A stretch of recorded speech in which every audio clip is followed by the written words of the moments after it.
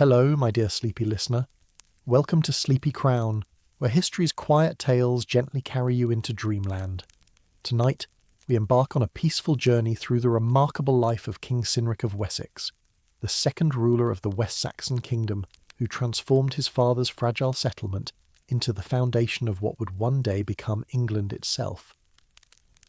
We'll softly explore Cynric's 26-year reign from 534 to 560 AD, from his inheritance of a small, uncertain kingdom to his expansion into the rolling hills of Wiltshire, and finally to his legacy that would echo through the ages. This is the story of a king who took the seeds his father Cerdic had planted and nurtured them into something far greater than anyone could have imagined. Before you drift away into peaceful slumber, please take a moment to like this video. It truly helps us grow this cozy community of history lovers. And if you're feeling brave enough, leave a gentle comment about which early English king you'd like to hear about next. Don't worry, we're all friends here, and your thoughts always bring such warmth to our little corner of the internet. And of course, subscribe to keep these soothing historical tales coming your way. So cozy up under your favourite blanket, close your eyes, and let these gentle whispers from 6th century Britain lull you into restful sleep. If you're new here, welcome to the Sleepy Crown family. Cynric, later known as King Cynric of Wessex, entered the world during one of the most turbulent and mysterious periods in British history.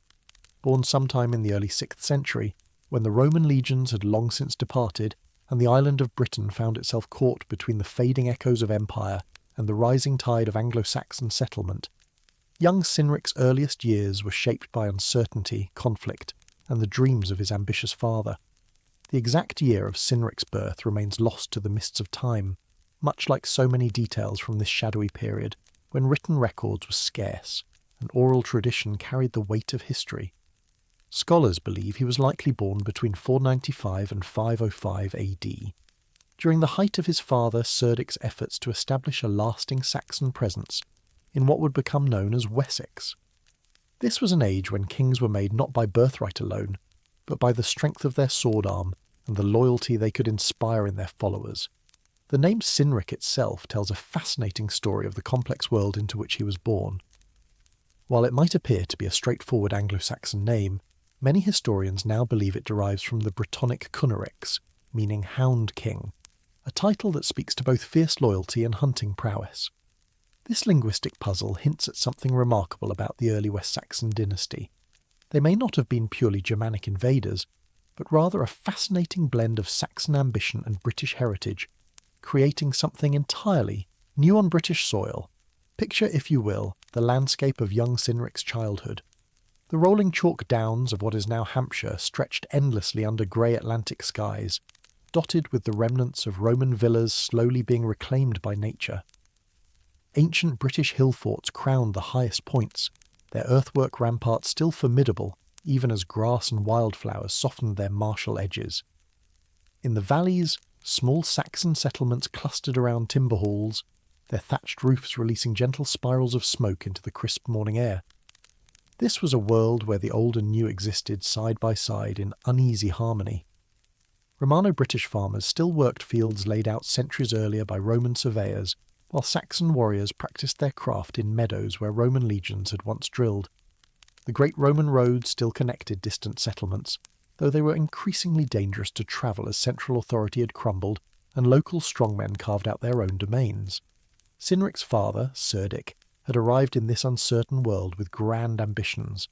According to the Anglo-Saxon Chronicle, that great compilation of early English history written centuries later, Cerdic and his warriors had landed on the shores of Hampshire around 495 AD with 5 ships, each vessel carrying perhaps 30 to 40 battle-hardened men. But the Chronicle's neat narrative of arrival, conquest and kingdom-building almost certainly obscures a far more complex reality.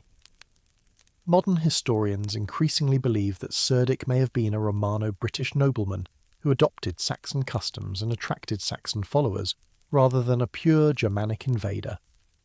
This would make perfect sense in the chaotic world of post-Roman Britain, where survival often meant adaptation, and where clever leaders learned to forge new identities from the cultural materials at hand. Cerdic, and by extension his son Cynric, may have been early examples of what we might call cultural entrepreneurs. leaders who successfully blended different traditions to create something powerful and new. The household in which Cynric grew up would have been unlike anything we might imagine today. The great hall that served as both royal residence and seat of government was a marvel of timber construction, its massive oak beams rising toward a high, peaked roof that sheltered not just the royal family but also their most trusted warriors, servants, and guests. Long wooden tables filled the central space, while raised platforms at either end provided seats of honour for the king and his most important followers. During the long winter evenings, when darkness fell early across the Hampshire landscape, the hall would come alive with the glow of the central hearth and the smaller fires that provided warmth and light. The air would be thick with the scent of burning oak and the savoury aromas of roasted meat and strong ale. It was in this warm, smoky atmosphere that young Cynric would have received his first education in the arts of kingship, listening to the conversations of warriors and nobles while learning to read the subtle dynamics of power and loyalty that held his father's emerging kingdom together. The stories told around those fires would have shaped Cynric's understanding of the world and his place in it. Saxon Scops, the poet-musicians who preserved oral tradition through song, would recite the ancient tales of heroes and kings, of battles won and lost, of the great migrations that had brought their people across the North Sea to this green and contested land. But increasingly, these traditional stories were being blended with new tales of more recent exploits, including the deeds of Cerdic himself and the establishment of their growing realm. Music played a central role in Saxon court culture, and young Cynric would have grown up surrounded by the haunting melodies of the Anglo-Saxon harp. These instruments, with their bronze strings and intricate wooden frames, produced a sound both martial and melancholy, perfect for accompanying the epic poems that celebrated heroic deeds, while acknowledging the tragedy that seemed to shadow all human endeavours. The skill to play the harp was considered essential for any nobleman, and we can imagine Cynric learning to coax melody from the bronze strings, while memorising the verses that would connect him to his cultural heritage. But Cynric's education extended far beyond music and storytelling. As the son of a king who had carved his realm from contested territory, the young prince would have begun weapons training at an early age. Saxon warfare emphasised individual prowess combined with tight formation fighting, and boys of noble birth started learning swordplay almost as soon as they could hold a wooden practice weapon. The clash of blade on shield, the precise footwork required for effective spear fighting, and the intricate techniques of grappling and wrestling would have occupied many hours of each day. The weapons themselves were objects of both practical importance and deep spiritual significance. A Saxon warrior's sword was not merely a tool but a companion, often given its own name and believed to possess something approaching a soul. These blades were marvels of early medieval craftsmanship, their steel folded and refolded to create intricate patterns in the metal while ensuring strength and flexibility. The hilts were often decorated with precious metals and garnets, making each sword a work of art as well as a weapon of war. Cynric would have received his first real sword in a ceremony marking his transition from childhood to young manhood, probably around the age of 14 or 15. This rite of passage would have been both deeply personal and politically significant, as it marked his formal recognition as a potential heir to his father's throne and a full member of the warrior aristocracy that formed the backbone of Saxon society. Hunting occupied another crucial place in Cynric's upbringing, serving both as practical training for warfare and as a source of food for the royal household. The forests and downs of Hampshire teemed with game, red deer, wild boar, and smaller creatures that required different hunting techniques and provided variety for the royal table. Hunting expeditions were also important social occasions, allowing the king and his followers to bond away from the formal atmosphere of the hall while demonstrating their courage and skill in pursuit of dangerous prey. The wild boar hunts were particularly significant, as these fierce animals provided excellent training for young warriors. Boars were aggressive, unpredictable, and armed with sharp tusks that could easily kill an unwary hunter. Success in bringing down such formidable prey required courage, quick thinking, and precise spear work, all qualities that would serve equally well on the battlefield. The ritualized distribution of the meat afterward reinforced social hierarchies, while ensuring that the bounty of the hunt was shared according to established custom. Religious and spiritual education formed another essential component of Cynric's development, though the exact nature of these beliefs remained somewhat mysterious. The early 6th century represented a period of religious transition in Britain, with traditional Germanic paganism, Romano-British Christianity, and Celtic spiritual practices all competing for influence. Cerdic's court would likely have included elements of all these traditions, creating a rich but potentially confusing spiritual landscape for a young prince to navigate. The old Saxon gods, Woden the All-Father, Thuna the Thunder-Bearer, Frigg the Mother, still commanded respect and received offerings, but their worship was increasingly challenged by the growing influence of Christianity. Some Romano-British Christians had survived in the territories now claimed by Saxon settlers, and their faith offered both theological sophistication and useful political connections. Meanwhile, Celtic Christianity, with its distinctive monastic traditions and mystical approach to the divine, provided yet another alternative that appealed to some Saxon converts. Cynric would have learned the proper rituals for honouring the traditional gods while also gaining exposure to Christian theology and practice. This religious flexibility would prove politically valuable in later years, as effective kingship in early medieval Britain required the ability to work with diverse populations holding different beliefs. A king who could speak knowledgeably with pagan warriors, Christian priests, and Celtic monks was far more likely to build lasting political coalitions than one committed to a single religious tradition. The court over which Cerdic presided during Cynric's youth was small by later medieval standards, but remarkably cosmopolitan for its time. In addition to Saxon warriors and their families, the royal household would have included Romano-British craftsmen whose skills were essential for maintaining the material culture of civilized life. These artisans could work stone and metal, create intricate jewellery and decorative objects, and maintain the complex machinery required for grinding grain and processing other essential commodities. British servants and labourers formed another important component of the population, bringing their own cultural traditions and local knowledge to the emerging Saxon realm. Many of these people would have spoken Brittonic languages rather than the Germanic tongues of their new rulers, creating a multilingual environment where effective communication required flexibility and patience. Some British nobles may have found places in Cerdic's court through marriage alliances or political accommodation, further enriching the cultural mix. This diverse population created both opportunities and challenges for young Cynric as he prepared for eventual rule.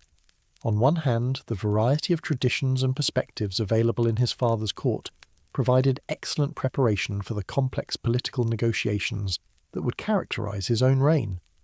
On the other hand, the potential for cultural conflict and misunderstanding meant that successful leadership would require exceptional diplomatic skills and cultural sensitivity. Trade and economic relationships added another layer of complexity to Cynric's world. Despite the political fragmentation that followed Rome's departure, commercial networks continued to connect Britain with the continent and with other parts of the island.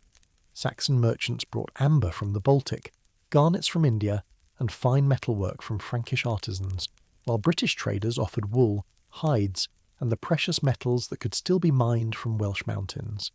These commercial relationships were essential for maintaining the standard of living that Saxon nobles expected, but they also created political dependencies and vulnerabilities. A king whose territory controlled important trade routes could levy tolls and taxes that provided crucial revenue, but conflict with neighbouring rulers could quickly disrupt commerce and undermine prosperity. Young Cynric would have learned to think strategically about trade relationships and their political implications, understanding that economic policy and military strategy were inextricably linked. The physical landscape itself served as both teacher and challenge for the developing prince. The chalk downs of Hampshire rose and fell in gentle curves that seemed designed for horseback riding, their short grass providing excellent footing for both hunting and military exercises. But these same hills could become treacherous in winter weather, when fog and freezing rain turned familiar paths into deadly obstacles.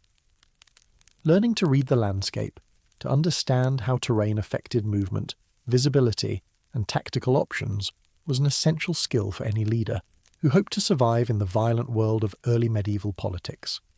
Ancient earthworks dotted the countryside, their purposes and builders often forgotten, but their strategic importance readily apparent.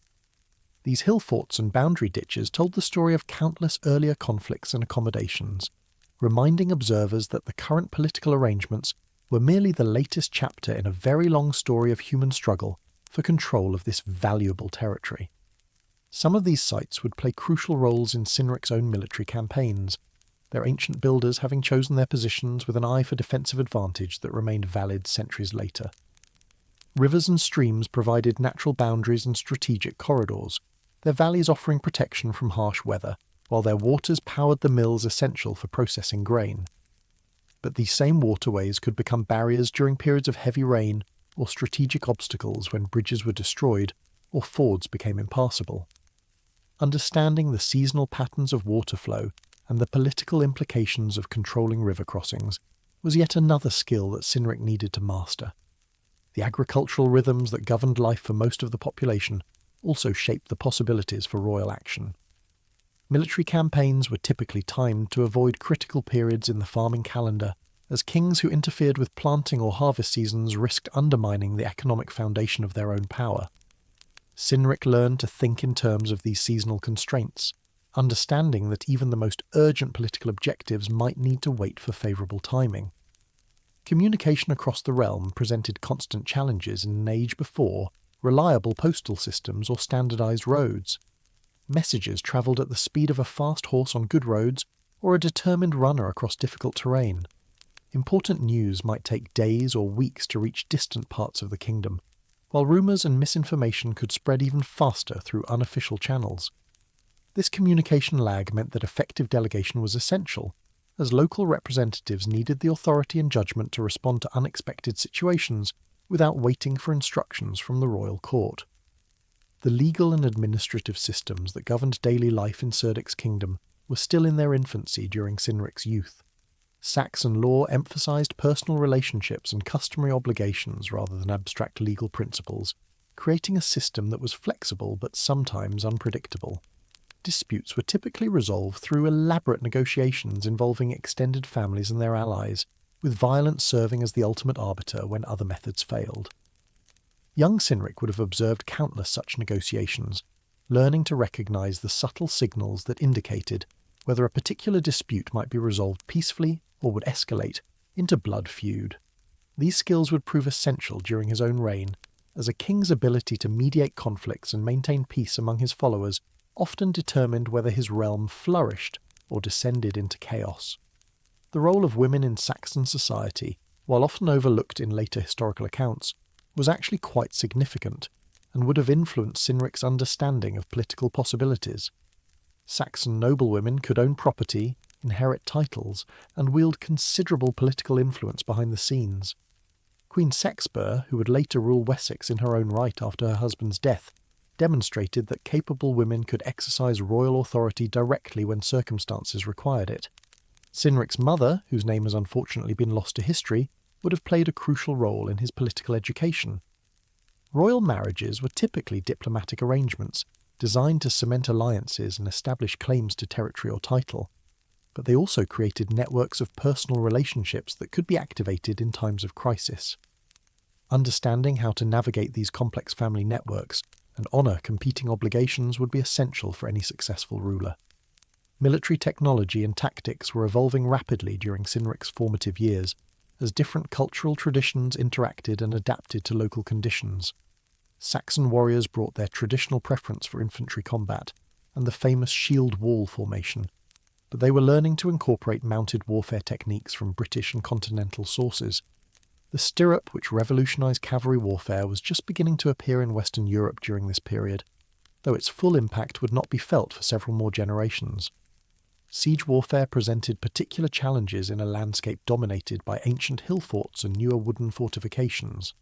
Traditional Saxon tactics emphasised mobility and shock action, rather than the patient engineering required for successful sieges, but the political realities of territorial expansion meant that Cynric would need to master these techniques if he hoped to extend his father's realm. The weapons and armour available to Saxon warriors were constantly improving, as smiths learned to work with new materials and techniques. Iron was becoming more readily available as mining and smelting operations expanded, while the arrival of new populations brought different approaches to metallurgy and weapon design.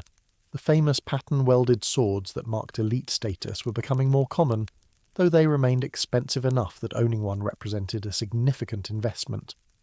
Diplomatic relationships with neighbouring kingdoms required constant attention and careful calculation. The post-Roman political landscape of Britain was extraordinarily fragmented, with dozens of small kingdoms and tribal territories competing for advantage.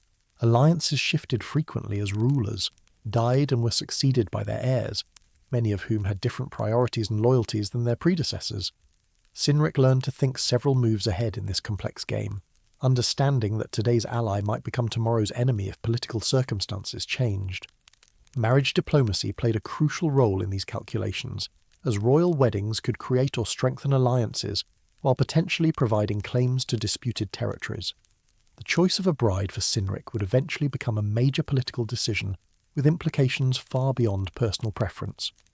Royal women were expected to serve as ambassadors for their natal kingdoms while working to advance the interests of their adoptive realms, a delicate balance that required exceptional political skill and personal resilience.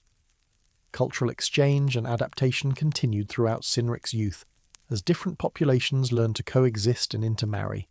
Saxon settlers adopted British agricultural techniques that were better suited to local conditions, while British craftsmen learned to work in Saxon artistic styles that appealed to their new rulers. This cultural blending created new synthetic traditions that were neither purely Saxon nor purely British, but represented something entirely fresh and innovative. Language barriers gradually broke down as intermarriage and commerce forced people to communicate across cultural lines. Many Saxons learned to speak Brittonic languages, while British subjects acquired enough Germanic vocabulary to function in the new political environment. This linguistic flexibility would prove valuable for Cynric's later expansion into territories where British populations predominated.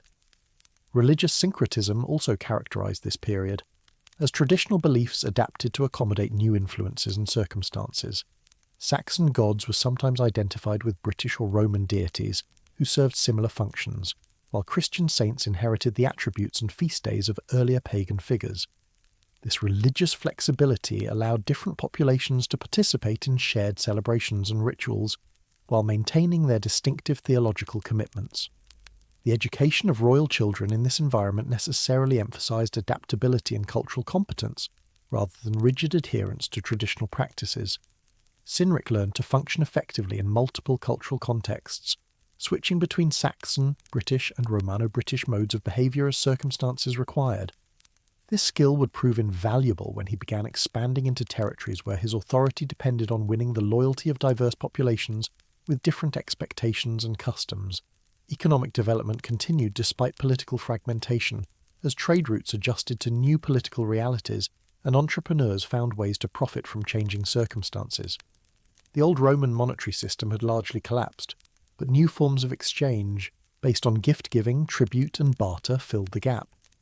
Kings like Cerdic learned to manage these complex economic relationships while extracting enough resources to support their military forces and maintain their political authority.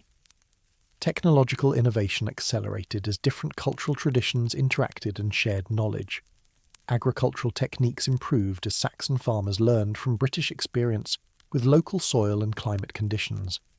Metalworking advanced as smiths combined traditional Saxon methods with Romano-British engineering knowledge. Building techniques evolved as timber construction traditions merged with stoneworking skills inherited from the Roman period. The natural environment itself was undergoing significant changes during Cynric's youth, as climatic shifts and human activity altered the landscape in subtle but important ways.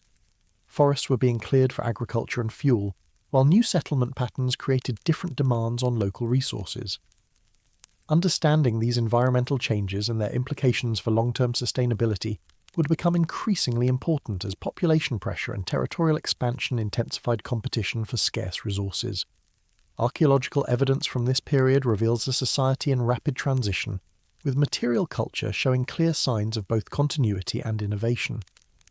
Saxon burial practices gradually incorporated elements from British traditions, while British crafts began reflecting Saxon aesthetic preferences. This archaeological record provides glimpses of daily life that complement the sparse written sources available for understanding Cynric's world. The psychological and emotional dimensions of growing up in such an uncertain environment cannot be ignored. Young Cynric would have experienced both the excitement of living in a dynamic, rapidly changing society and the anxiety that comes with constant political and military threats. Learning to maintain emotional equilibrium while making crucial decisions under pressure was perhaps the most important skill he could develop for his future role as king. Personal relationships and individual character traits that would shape Cynric's later decisions were being formed during these crucial years. The loyalty and trust he developed with childhood companions would influence his choice of advisors and military commanders. The lessons he learned about honour, duty, and the proper use of power would guide his approach to royal authority. The cultural values he internalized would determine how he balanced competing claims and obligations throughout his reign. By the time Cynric reached young adulthood in the 520s, he had been thoroughly prepared for the challenges of kingship through both formal education and practical experience. He understood the military arts well enough to lead warriors in battle, the diplomatic skills necessary to negotiate with foreign rulers, and the cultural competence required to govern diverse populations effectively. Most importantly, he had learned to think strategically about long-term objectives while remaining flexible enough to adapt to changing circumstances.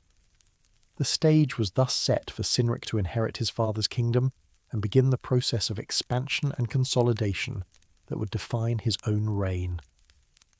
The foundation that Cerdic had laid through nearly 2 decades of careful political and military manoeuvring would provide the platform for his son's more ambitious territorial ambitions.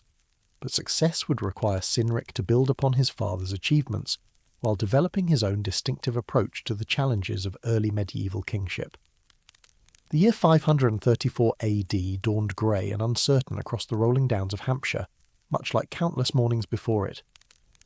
But this particular spring would mark a turning point in the history of early England, though few could have recognised its significance at the time.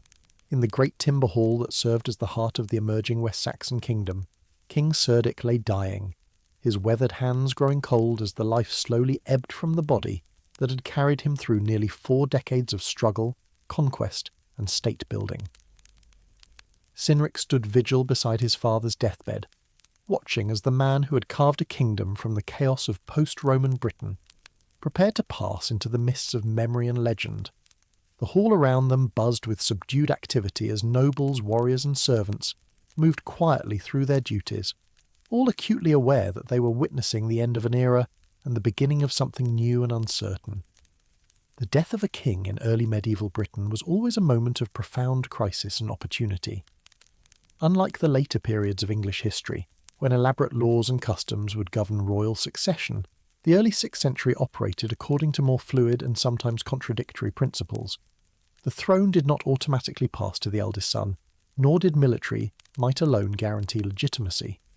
Instead, successful succession required a delicate balance of blood claim, popular support, military strength, and political acumen. Cynric possessed strong claims in all these areas, but nothing was guaranteed. As Cerdic's acknowledged son and chosen heir, he enjoyed the advantages of legitimacy and preparation, having spent the better part of 2 decades learning the arts of kingship and building relationships with the key figures who would determine his success or failure. His reputation as a capable warrior and leader had been established through participation in his father's later campaigns, while his political skills had been honed through years of observing court negotiations and diplomatic exchanges. But potential rivals also existed, as they always did in societies where kingship carried such enormous rewards and where the line between legitimate ambition and dangerous rebellion was often unclear.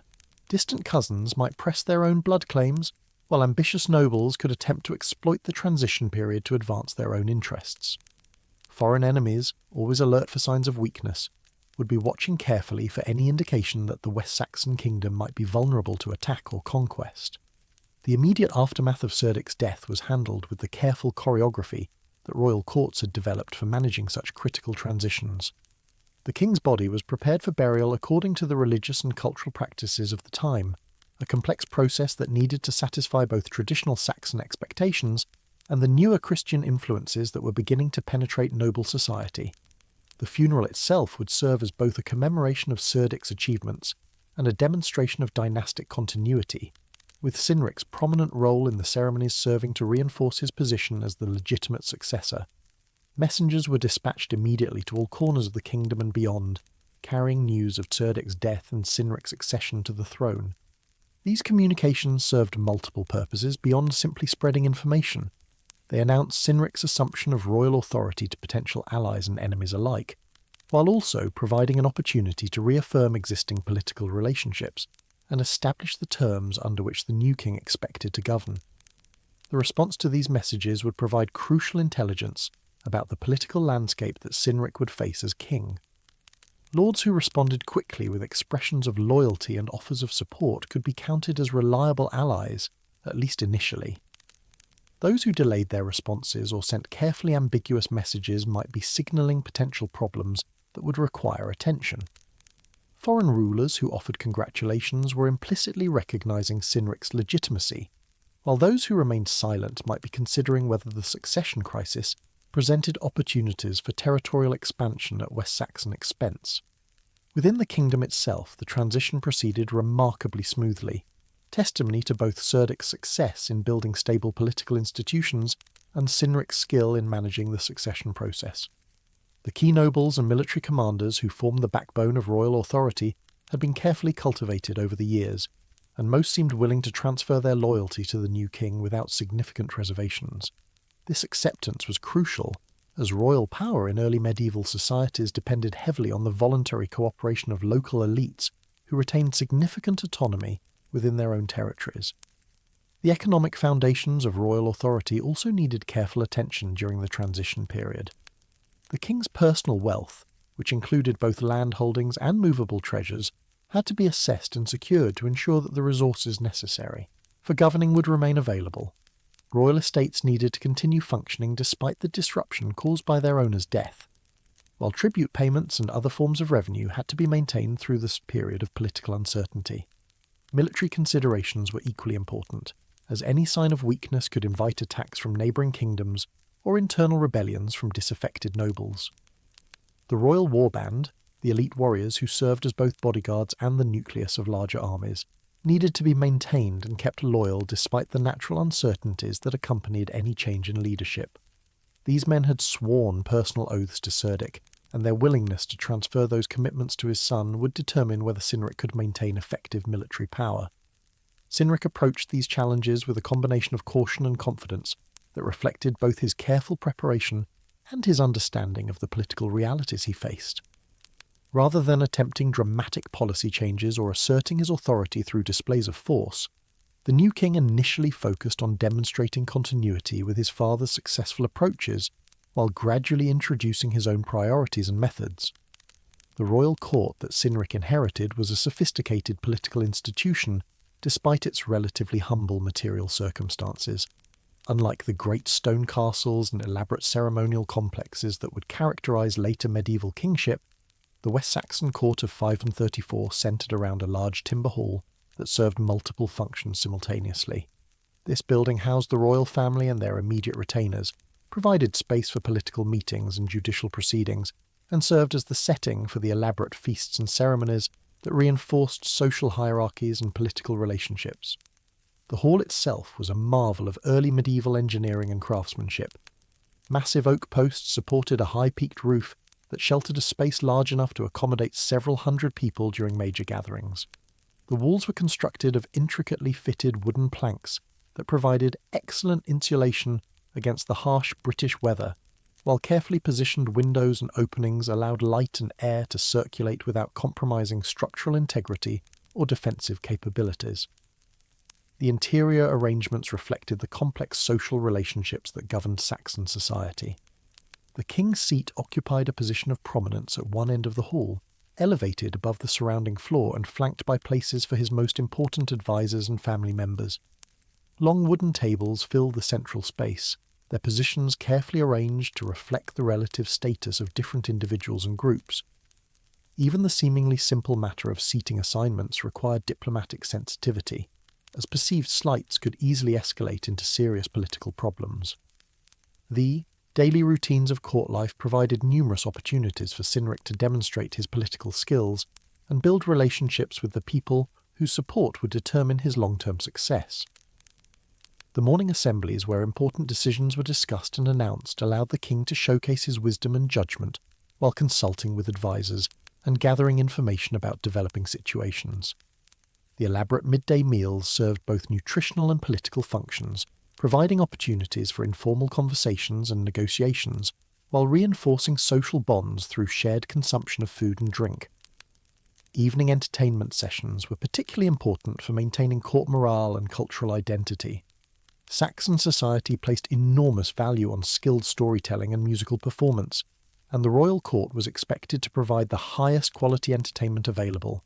Professional scops would recite ancient legends and compose new verses celebrating recent achievements, while musicians played the haunting melodies that provided emotional depth to the verbal performances. These sessions served educational functions as well, preserving historical knowledge and cultural values while providing young people with role models and moral guidance. Cynric himself was expected to participate actively in these cultural activities, both as a patron who supported talented performers and as an accomplished artist in his own right. Royal education included training in music and poetry, and kings who could compose verses or play the harp earned respect that enhanced their political authority. These skills also provided valuable diplomatic tools, as shared cultural experiences could help build relationships with foreign visitors and create common ground for political negotiations.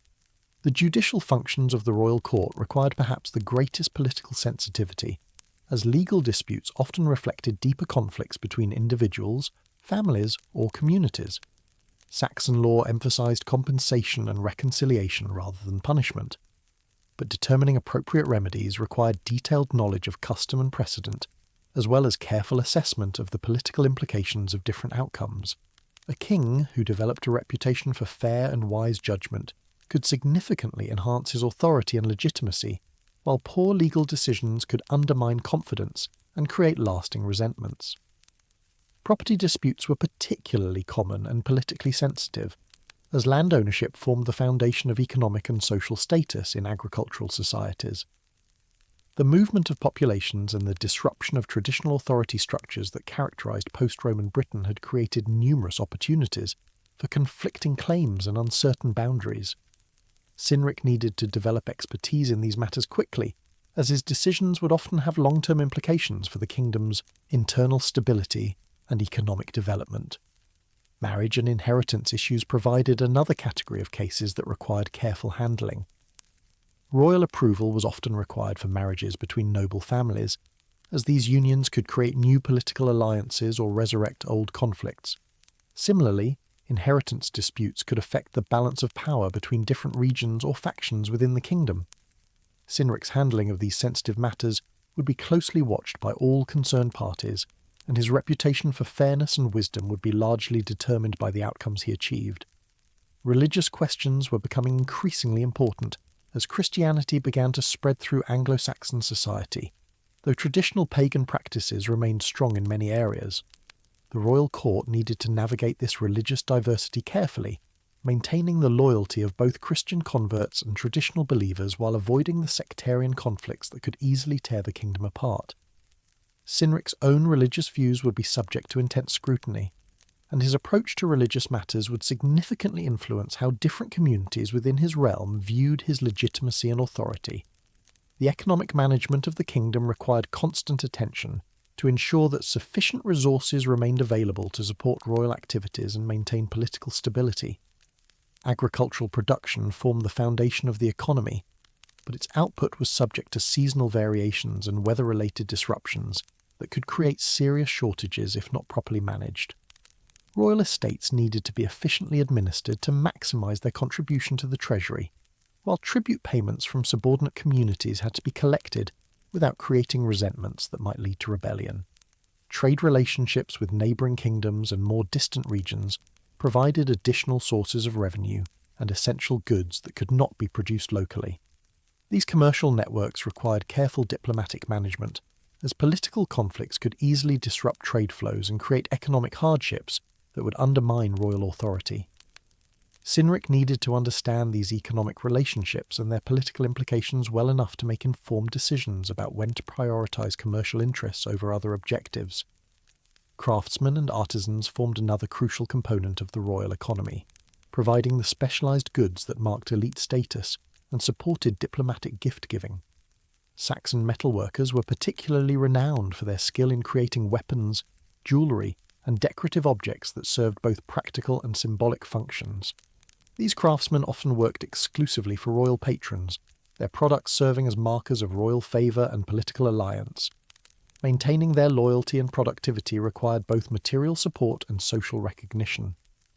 Military organisation remained the ultimate foundation of royal power, despite the importance of economic and diplomatic considerations. The king's personal warband formed the core of this military strength, consisting of professional warriors who had sworn personal oaths of loyalty and depended on royal generosity for their livelihood. These men served as bodyguards during peacetime and as the nucleus of larger armies during military campaigns, their skill and dedication often determining the outcome of crucial battles. The warband system created powerful bonds of mutual obligation between the king and his followers, but it also generated significant expenses that had to be met through successful leadership and abundant resources. Warriors expected regular payments in the form of weapons, jewellery and other valuable goods, while their families needed land grants and other forms of support. A king who failed to maintain the flow of rewards to his followers risked losing their loyalty, and with it the military foundation of his authority. Beyond the core warband, royal military power depended on the ability to mobilise larger forces when major campaigns required them. This capability rested on the king's relationships with local nobles who could bring their own followers to serve in royal armies. These levies were typically available for limited periods and specific purposes, making military planning a complex exercise in logistics and diplomacy. Success required careful coordination of multiple semi-autonomous forces whose commanders had their own interests and priorities to consider. Fortifications and defensive preparations provided another crucial component of military strategy.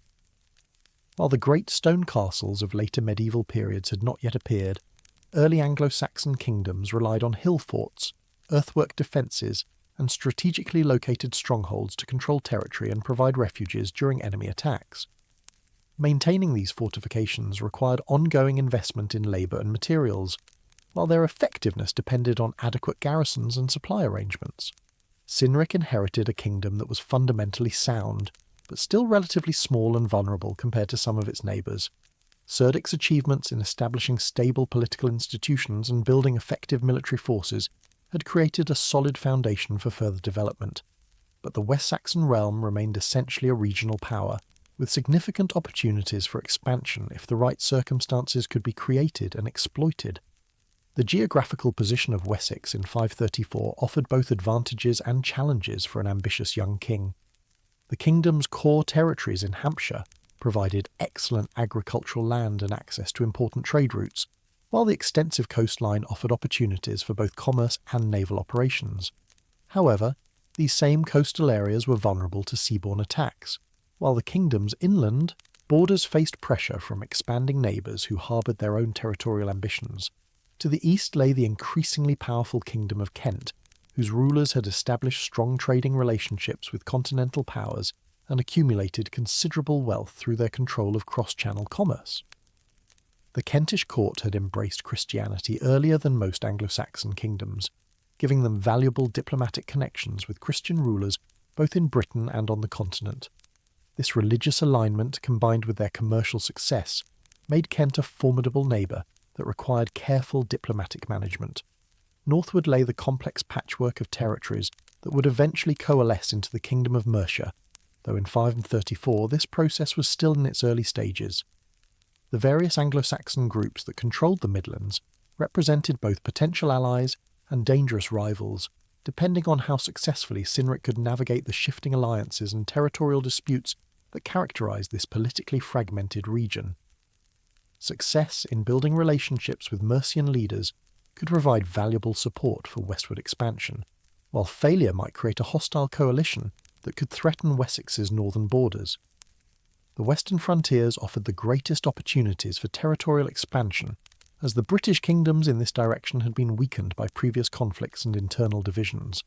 However, these same territories were fiercely defended by populations that had no desire to submit to Saxon rule, and who possessed intimate knowledge of local terrain that could offset Saxon advantages in military technology and organisation. Success in westward expansion would require not just military victory, but also the political skills necessary to incorporate conquered populations into the expanding kingdom. Southern borders were secured by the English Channel, which provided natural protection against continental invasions, while offering opportunities for trade and diplomatic contact with Frankish kingdoms and other European powers. However, the sea could also serve as a highway for enemy forces, and the long coastline of Wessex required constant vigilance and adequate naval forces to prevent surprise attacks from seaborne raiders. The internal geography of the kingdom presented its own challenges and opportunities for effective governance. The chalk downs that dominated much of Hampshire were excellent for sheep grazing and provided natural highways for rapid movement across the landscape, but they were less suitable for intensive agriculture than the river valleys that cut through them. Managing these different ecological zones required sophisticated administrative systems and careful attention to the varying needs and capabilities of different communities. River systems played crucial roles in both transportation and defence, providing natural boundaries that could be fortified and controlled while serving as arteries for commercial traffic and communication. The major rivers flowing through Wessex territory connected inland communities with coastal ports, making them strategically valuable assets that needed to be protected and efficiently managed. Control of key river crossings could determine the outcome of military campaigns, while generating revenue through tolls and taxes on commercial traffic. Ancient Roman roads still crisscrossed the landscape, their stone construction and careful engineering making them far superior to any transportation infrastructure that contemporary Anglo-Saxon technology could produce. These roads connected major population centres and facilitated both military movements and commercial activities, but they also provided easy access routes for potential invaders who might use Roman engineering against the current occupants of former Roman territories. The population that Cynric inherited represented a fascinating mixture of different cultural traditions and ethnic backgrounds. Saxon settlers formed the dominant political and military elite, but they remained a minority of the total population in most areas. Romano-British communities had survived the transition to Saxon rule by adapting to new political realities while maintaining many of their traditional customs and practices. These populations possessed valuable skills and local knowledge that made them essential for effective governance, but their loyalty to Saxon rulers remained conditional and potentially fragile. Intermarriage between Saxon and British families had created a growing population of mixed heritage that served as a bridge between different cultural communities. These individuals often possessed the linguistic skills and cultural competence necessary to facilitate communication and cooperation between groups that might otherwise remain suspicious of each other. However, their complex identity could also create uncertainties about their ultimate loyalties during periods of ethnic or political tension. Religious diversity added another layer of complexity to the social fabric of Cynric's kingdom. Traditional Saxon paganism remained strong among recent immigrants and their descendants, providing cultural continuity with ancestral homelands while supporting traditional forms of political and social organisation. Romano-British Christianity had survived in some areas, offering connections with broader European Christian culture while providing sophisticated theological and philosophical frameworks for addressing complex moral and political questions. Celtic Christian traditions represented yet another religious alternative that was beginning to influence Anglo-Saxon communities through contact with Welsh and Irish missionaries. These traditions emphasised ascetic practices and mystical approaches to spirituality that appealed to some Saxon converts, while creating potential conflicts with more hierarchical forms of Christianity. Managing this religious diversity required considerable political skill and cultural sensitivity. Economic systems within the kingdom reflected the same diversity that characterised other aspects of social organisation. Saxon agricultural practices emphasised pastoral activities and extensive farming techniques that were well suited to the chalk downlands, while Romano-British communities had developed intensive farming methods that maximised yields from smaller plots of land. Integrating these different approaches could potentially increase overall productivity while reducing competition for scarce resources. Craft production showed similar patterns of cultural blending and technological innovation. Saxon metalworkers had brought sophisticated techniques for producing weapons and jewellery, while Romano-British artisans possessed skills in stoneworking, pottery, and other crafts that had been developed during the Roman period. The combination of these different technological traditions was producing new synthetic forms of material culture that reflected the emerging identity of the kingdom. Trade networks connected Wessex with both continental Europe and other parts of Britain, providing access to goods and materials that could not be produced locally. while generating revenue through taxes and tolls. However, these commercial relationships also created dependencies and vulnerabilities that needed to be carefully managed to prevent economic disruption during periods of political conflict. Monetary systems remained in flux during this period, as the Roman coinage that had previously provided a stable medium of exchange had largely disappeared from circulation. Saxon communities relied more heavily on gift exchange and barter systems that emphasized personal relationships and reciprocal obligations rather than abstract monetary values. This created both opportunities and challenges for royal administration, as kings needed to develop new methods for collecting taxes and managing economic relationships. The legal frameworks that governed daily life within the kingdom represented another area where different cultural traditions were being synthesized into new forms of social organization. Saxon customary law emphasized personal honor and family relationships while providing mechanisms for resolving disputes through compensation rather than punishment. Romano-British legal traditions offered more sophisticated procedures and concepts that could handle complex commercial and property disputes, while Celtic law provided alternative approaches to issues involving marriage, inheritance, and community obligations. Administrative structures were still relatively simple compared to later medieval governments, but they needed to be sophisticated enough to manage the diverse populations and complex territorial arrangements that characterized Cynric's kingdom. Royal officials needed to possess both the cultural competence necessary to work effectively with different ethnic communities and the technical skills required to assess taxes, organize military levies, and enforce royal decisions. Communication systems represented a constant challenge in an age before reliable postal services or standardized transportation networks.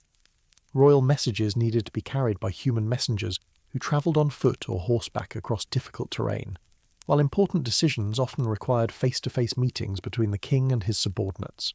These constraints meant that effective delegation was essential, as local officials needed sufficient authority to respond to unexpected situations without waiting for instructions from the royal court. Military organisation reflected the same cultural diversity that characterised other aspects of kingdom management. Saxon warriors brought traditional techniques and equipment that emphasised individual prowess and formation fighting, while Romano-British military traditions offered different approaches to siege warfare and fortification that could be valuable for territorial expansion. Celtic military practices provided insights into guerrilla warfare and irregular tactics that might be useful for operations in difficult terrain.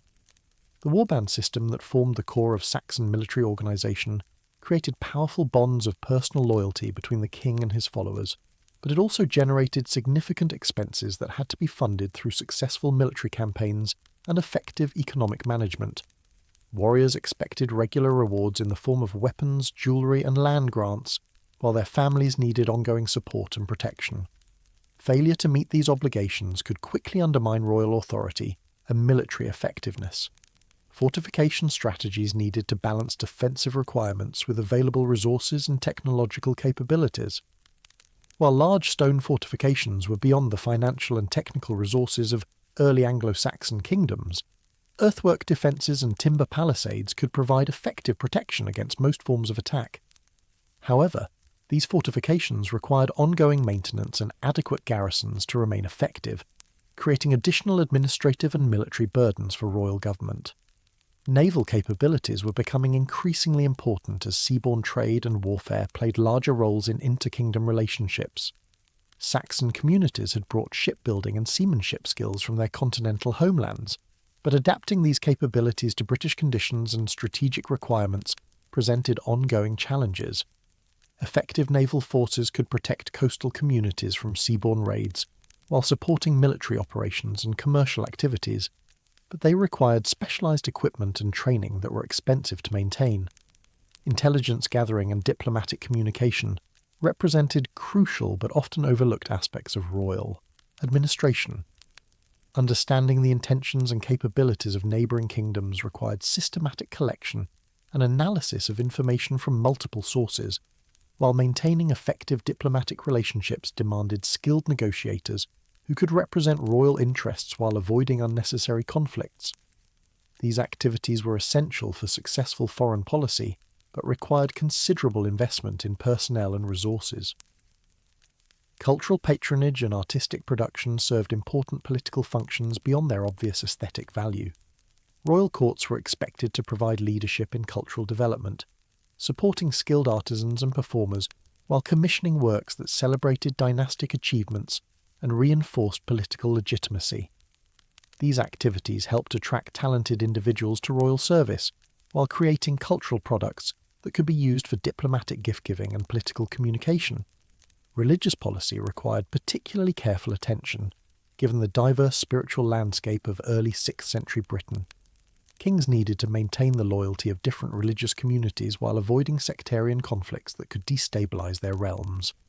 This typically involved supporting multiple religious traditions simultaneously, while gradually encouraging convergence toward practices that supported political unity and royal authority. Education and cultural transmission represented long-term investments in kingdom stability and effectiveness. Royal courts served as centres for preserving and developing intellectual traditions, while also providing practical training for future administrators and military leaders.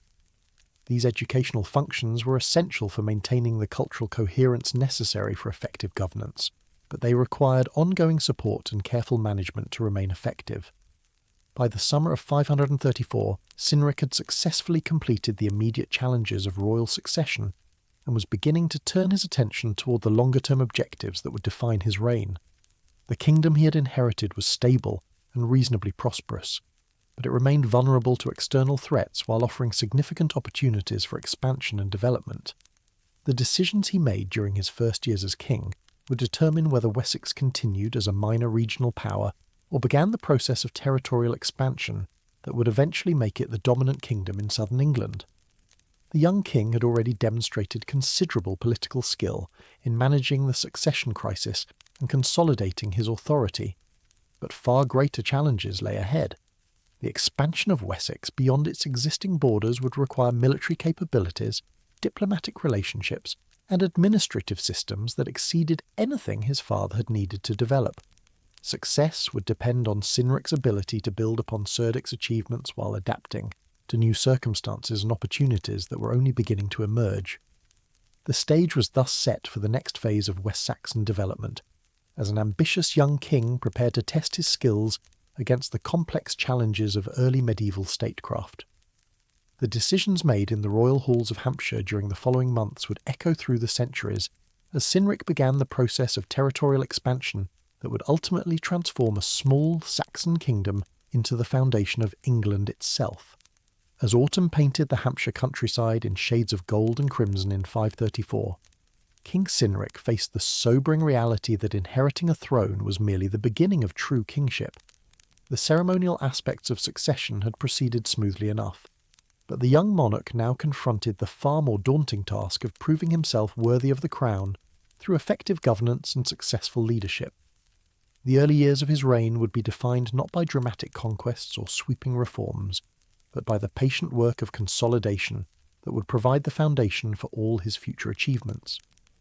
The kingdom that Cynric had inherited from his father possessed many strengths, but it also suffered from vulnerabilities that required immediate attention.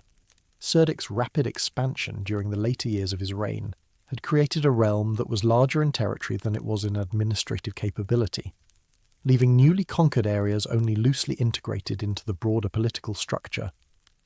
Local populations in these frontier regions remained uncertain about their relationship to Saxon authority, while the mechanisms for collecting taxes, enforcing laws and maintaining order were often inadequate for the expanded territorial responsibilities. Border security represented one of the most pressing challenges facing the new king. Wessex now controlled a much longer perimeter than it had during the early years of Saxon settlement, stretching from coastal areas vulnerable to seaborne attack to inland frontiers where hostile neighbours might probe for signs of weakness. The death of Cerdic had created a period of uncertainty that foreign enemies might attempt to exploit, making it essential for Cynric to demonstrate his military capabilities while avoiding unnecessary provocations that could lead to costly conflicts. The royal war band that formed the backbone of West Saxon military power had remained loyal during the succession crisis, but maintaining their effectiveness and morale required ongoing attention to their professional and personal needs. These elite warriors expected regular opportunities to demonstrate their prowess and win glory in combat, but they also needed adequate compensation for their services and protection for their families. Balancing these competing demands would require careful management of both military operations and royal finances. Administrative reforms became necessary as the expanding kingdom outgrew the informal systems of governance that had sufficed during its earlier, smaller incarnation. Cerdic had ruled largely through personal relationships and direct oversight, travelling constantly between different parts of his realm to resolve disputes, collect tribute, and maintain political connections. This approach had worked well for a compact territory, but the enlarged kingdom required more sophisticated administrative structures that could function effectively, even when the king was occupied elsewhere. The development of local administrative systems represented a crucial innovation that would have lasting implications for West Saxon governance. Rather than attempting to manage all aspects of kingdom administration directly from the royal court, Cynric began delegating specific responsibilities to trusted nobles who could serve as his representatives in particular regions or administrative functions. These appointments required careful consideration of both personal loyalty and administrative competence, as mistakes in personnel selection could quickly undermine royal authority in crucial areas. Royal estates formed the economic foundation of the kingdom, providing both agricultural products and revenue that supported royal activities. However, the management of these properties had become increasingly complex, as territorial expansion created holdings scattered across a much wider geographical area. Developing effective systems for monitoring productivity, collecting rents, and maintaining agricultural infrastructure required new approaches that could function despite the communication challenges created by distance and limited transportation networks. Trade relationships with neighbouring kingdoms needed careful cultivation to ensure that Wessex could access essential goods while generating revenue through customs duties and commercial taxes. The kingdom's geographical position offered excellent opportunities for participation in both continental trade and internal British commerce, but realising this potential required diplomatic efforts to maintain peaceful relationships with trading partners while developing the infrastructure necessary to support expanded commercial activities. Religious policy demanded particularly sensitive handling during this period of consolidation, as the diverse spiritual landscape of early 6th century Britain created both opportunities and potential sources of conflict. Christian influences were growing stronger throughout Anglo-Saxon England, but traditional pagan practices remained deeply embedded in popular culture, and royal legitimacy still depended partly on the support of traditional religious authorities. Cynric needed to navigate this religious transition carefully, encouraging developments that strengthened political unity while avoiding changes that might alienate important constituencies. The integration of conquered British populations represented perhaps the most complex challenge facing the young king during his consolidation period. These communities possessed valuable skills and local knowledge that made them essential for effective governance, but their loyalty to Saxon rulers remained conditional and potentially fragile. Success in building lasting political relationships with British subjects would require cultural sensitivity, fair treatment, and gradual development of shared interests that transcended ethnic divisions. Language barriers continued to complicate administrative and judicial functions throughout much of the kingdom, as many British subjects possessed limited proficiency in the Germanic languages that dominated Saxon court culture. Effective governance required either the development of translation capabilities or the gradual spread of linguistic competence that would enable more direct communication between rulers and subjects. Both approaches required time and resources that had to be balanced against other pressing priorities. Legal systems needed harmonization to prevent conflicts between different customary traditions, while ensuring that royal authority could be effectively enforced throughout the realm. Saxon legal practices emphasized personal honor and family relationships, while Romano-British traditions offered more sophisticated procedures for handling complex commercial and property disputes. Developing synthetic approaches that incorporated the best elements of both traditions while maintaining internal consistency would require careful analysis and gradual implementation. Military organization underwent significant changes during the consolidation period as Cynric adapted his forces to meet the challenges of governing an expanded territory. The traditional warband system remained effective for maintaining royal security and conducting limited military operations, but larger territorial responsibilities required the development of additional military capabilities that could provide security for frontier regions while maintaining internal order throughout the kingdom. The establishment of local garrisons represented a major innovation that would have lasting implications for West Saxon military strategy. Rather than relying entirely on the royal warband for all military functions, Cynric began positioning smaller military units in strategically important locations where they could respond quickly to local threats while serving as symbols of royal authority. These garrisons required ongoing support and supervision, but they provided crucial capabilities for maintaining security across the expanded kingdom. Fortification construction accelerated during this period as the need for defensive infrastructure became increasingly apparent. While major stone fortifications remained beyond the financial and technical capabilities of early Anglo-Saxon kingdoms, earthwork defences and timber palisades could provide effective protection for important communities and strategic locations. These construction projects required careful planning and substantial labour investments, but they offered long-term benefits that justified their immediate costs. Communication networks needed improvement to enable effective coordination between the royal court and distant parts of the kingdom. The Roman road system provided excellent infrastructure for long-distance travel, but maintaining these routes and ensuring their security required ongoing investment and attention. Additionally, the development of reliable messenger services became essential for administrative functions that depended on timely exchange of information between central authorities and local officials. Economic development policies focused on increasing agricultural productivity and expanding commercial activities that could generate additional revenue for royal coffers. The kingdom's diverse ecological zones offered opportunities for specialisation that could increase overall efficiency while reducing competition for scarce resources. However, realising this potential required investment in infrastructure and administrative systems that could coordinate activities across different regions and economic sectors. Technological innovation continued as different cultural traditions interacted and shared knowledge within the expanding kingdom. Saxon metalworking techniques combined with Romano-British engineering knowledge to produce new approaches to manufacturing and construction, while agricultural practices evolved as farmers learned to adapt different cultivation methods to local soil and climate conditions. These technological developments improved productivity and quality of life, while strengthening the economic foundation of royal power. Cultural integration progressed gradually as different ethnic communities developed shared customs and practices that facilitated cooperation while maintaining distinctive identities. Intermarriage between Saxon and British families created growing populations of mixed heritage that served as cultural bridges, while shared participation in economic and political activities gradually reduced suspicions and built mutual trust. These processes required time and patience, but they were essential for creating the social cohesion necessary for long-term political stability. Educational initiatives expanded as the royal court began developing more sophisticated training programs for future administrators and military leaders. These educational functions were essential for maintaining the intellectual and practical skills necessary for effective governance, while also providing opportunities for talented individuals from different backgrounds to advance through royal service. Investment in education represented a long-term approach to kingdom development that would yield benefits for generations to come.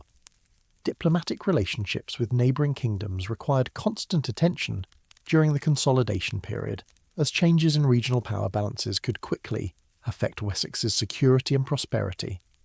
The death of Cerdic had created uncertainties about West Saxon intentions and capabilities that needed to be addressed through careful communication and demonstration of continued strength.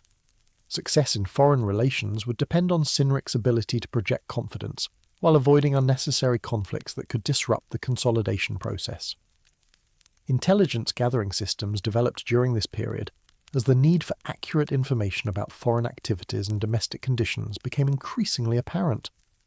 Understanding the intentions and capabilities of neighbouring rulers required systematic collection and analysis of information from multiple sources, while monitoring internal conditions was essential for identifying potential problems before they could escalate into serious threats. These intelligence capabilities would prove crucial for both military planning and political decision-making throughout Cynric's reign. Judicial reforms addressed the growing complexity of legal disputes that arose from territorial expansion and cultural integration. The traditional Saxon emphasis on personal honour and compensation needed to be adapted to handle property disputes involving different legal traditions. commercial conflicts that crossed ethnic boundaries, and criminal cases that required more sophisticated procedures than customary practices could provide.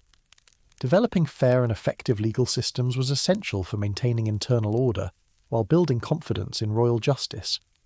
Religious patronage expanded as Cynric recognised the important political function served by spiritual leadership and cultural activities.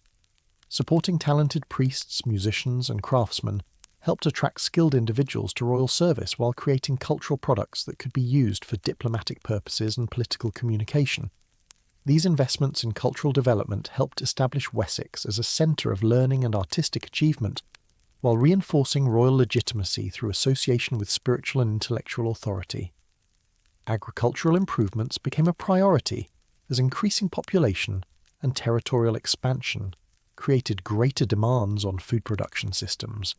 The kingdom's diverse ecological zones offered opportunities for specialisation and intensification that could significantly increase yields, but realising this potential required investment in infrastructure and technical knowledge that could optimise production while maintaining environmental sustainability. These agricultural developments would provide the economic foundation for future military expansion and political development. Urban development began during this period as some communities grew large enough to require more sophisticated infrastructure and governance systems. While true cities remained rare in early Anglo-Saxon England, larger settlements needed markets, craft production facilities, and administrative centres that could support expanded economic and political activities. These urban developments created new opportunities for commerce and manufacturing, while providing models for future territorial expansion. Transportation infrastructure received increased attention, as the growing complexity of kingdom administration created greater demands on communication and logistics systems. Maintaining Roman roads and developing new routes required substantial investments, but improved transportation capabilities were essential for military operations, commercial activities, and administrative functions. These infrastructure projects would pay dividends throughout Cynric's reign and beyond. Naval capabilities expanded gradually as the importance of maritime activities became increasingly apparent. While major naval warfare remained beyond West Saxon capabilities, coastal defence and commercial navigation required specialised skills and equipment that needed development and maintenance. These maritime investments would prove crucial for both defensive purposes and the expansion of trade relationships that supported kingdom prosperity. Craftsmen and artisans received increased royal patronage as their skills became more valuable for both practical and diplomatic purposes. Saxon metalworkers, British stoneworkers, and craftsmen specialising in various forms of artistic production could create goods that served multiple functions simultaneously, providing practical utility while demonstrating royal wealth and sophistication to foreign visitors and potential allies. These craft industries also generated revenue through trade while building the reputation of West Saxon court culture. By the end of his consolidation period in the late 530s, Cynric had successfully transformed the kingdom he inherited from his father into a more sophisticated and capable political entity. The administrative systems, military capabilities, and economic foundations that he developed during these crucial years would provide the platform for the territorial expansion that would define the later phases of his reign. More importantly, he had demonstrated the political skill and leadership qualities necessary to govern effectively, while building the confidence and loyalty of his subjects. The young king who had inherited a throne in 534 had matured into an experienced ruler, capable of managing complex political and military challenges.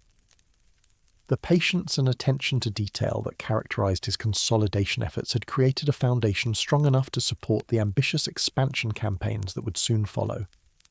As the decade of the 530s drew to a close, Cynric was ready to test his strengthened kingdom against the greater challenges that lay beyond its existing borders. The stage was thus set for the next phase of West Saxon development, as a proven king prepared to lead his consolidated realm toward the territorial expansion that would ultimately establish Wessex as the dominant power in southern England. The careful work of the consolidation years had created the capabilities necessary for success, while the experience gained during this period had prepared Cynric for the far more complex challenges that would define his legacy as one of the great warrior kings of early medieval Britain. As the golden morning light of 540 AD streamed through the high windows of the Great Hall at Winchester, King Cynric stood before a gathering of his most trusted advisors and military commanders, His weathered hands spread across a crude but detailed map that showed the rolling landscape of southern Britain. The document, painstakingly created by scholars and scouts over many months, depicted not just the familiar territories of Wessex but also the tempting expanses that lay beyond their western borders. Lands that had called to Saxon ambitions for generations but had remained frustratingly beyond reach. The king's eyes traced the ancient boundaries that separated his consolidated realm from the British kingdoms of the West, where Celtic peoples still maintained their independence despite decades of Saxon expansion elsewhere in the island. These were not the disorganized tribal territories that earlier Saxon armies had encountered, but rather sophisticated kingdoms with strong military traditions, intimate knowledge of local terrain, and a fierce determination to preserve their ancestral lands from foreign conquest. Yet they also represented the greatest opportunity for territorial expansion that Wessex was likely to encounter, if only the right strategy could be developed and executed. Cynric had spent the better part of 6 years consolidating his inheritance from Cerdic, transforming a loose collection of Saxon settlements into a unified kingdom with effective administrative systems, capable military forces, and a stable economic foundation. This patient work had been essential for creating the capabilities necessary for major territorial expansion, but it had also tested the king's political skills as he balanced the competing demands of ambitious nobles who were eager for the glory and profit that successful conquest could provide. The pressure for westward expansion came from multiple sources within West Saxon society, each with their own motivations and expectations. Young warriors who had grown up hearing tales of their fathers' and grandfathers' exploits were eager for opportunities to prove their own courage and win the wealth and status that military success could bring.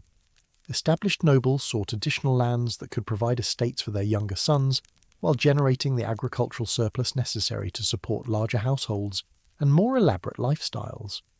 Economic considerations also played a crucial role in the growing momentum for expansion. The population of Wessex had increased significantly during the years of peace and prosperity that followed Cerdic's consolidation efforts, creating pressure on available agricultural land while generating surplus labour that could be employed in military campaigns. At the same time, the kingdom's success had attracted additional Saxon immigrants from continental Europe, warriors and farmers seeking opportunities that their crowded homelands could no longer provide. The strategic situation in western Britain had evolved considerably since the early days of Saxon settlement, creating both challenges and opportunities for any kingdom bold enough to attempt territorial expansion in that direction. The great Romano-British kingdoms that had once dominated the region had largely collapsed or fragmented into smaller entities, but the successor states that emerged from this political upheaval had often proven more militarily effective than their imperial predecessors. The Kingdom of Dumnonia, which controlled much of what would later become Devon and Cornwall, represented perhaps the most formidable obstacle to Saxon expansion. This realm had successfully adapted Romano-British military traditions to the realities of post-imperial warfare, while maintaining strong cultural connections with Celtic peoples in Wales and Ireland. Dumnonian armies were well equipped and professionally trained, while their defensive strategies took full advantage of the difficult terrain that characterised much of southwestern Britain. North of Dumnonia, the various British kingdoms that controlled the territories that would eventually become Gloucestershire, Worcestershire, and parts of Wiltshire presented a more complex and potentially more manageable challenge.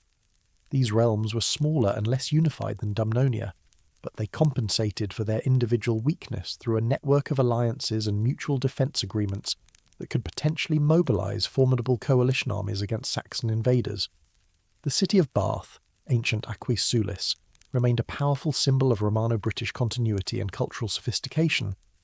Its thermal springs had attracted visitors and settlers for centuries, while its strategic location made it a crucial control point for anyone seeking to dominate the region.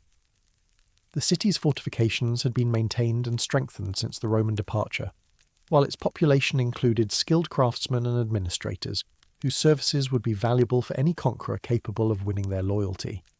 Gloucester, the former Glevum, commanded the crossing of the River Severn and served as a gateway between the British kingdoms of Wales and those of southwestern England.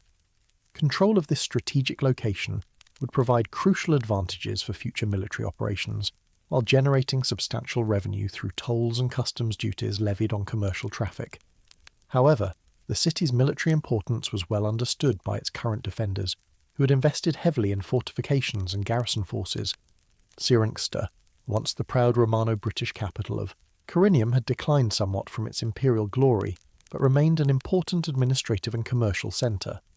Its strategic location made it a natural staging area for operations deeper into British territory, while its agricultural hinterland could provide the supplies necessary to support extended military campaigns. The city's mixed population of Romano-British citizens and more recent Celtic immigrants created potential opportunities for political division that a skillful conqueror might exploit. The terrain itself would play a crucial role in any campaign of westward expansion, offering both advantages and obstacles that would need to be carefully considered in military planning.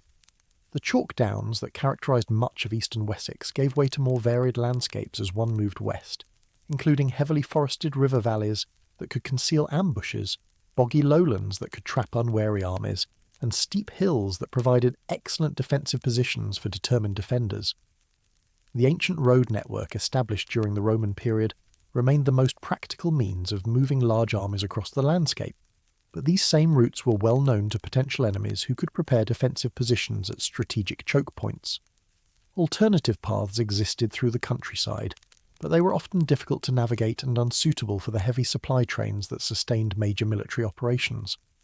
Rivers represented both obstacles and opportunities for military planners.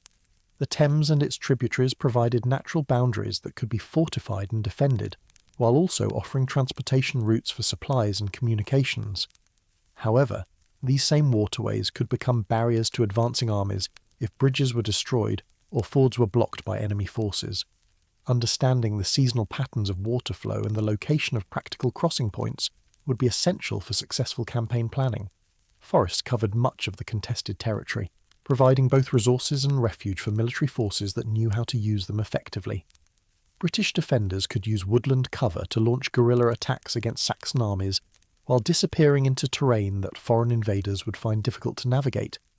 However, these same forests could also provide concealment for Saxon forces that learned to adapt their traditional tactical approaches to woodland conditions. Agricultural patterns in the target territories reflected centuries of Roman development and Celtic adaptation, creating a complex mosaic of intensive cultivation, pastoral activities, and managed woodland that could support substantial populations if properly administered.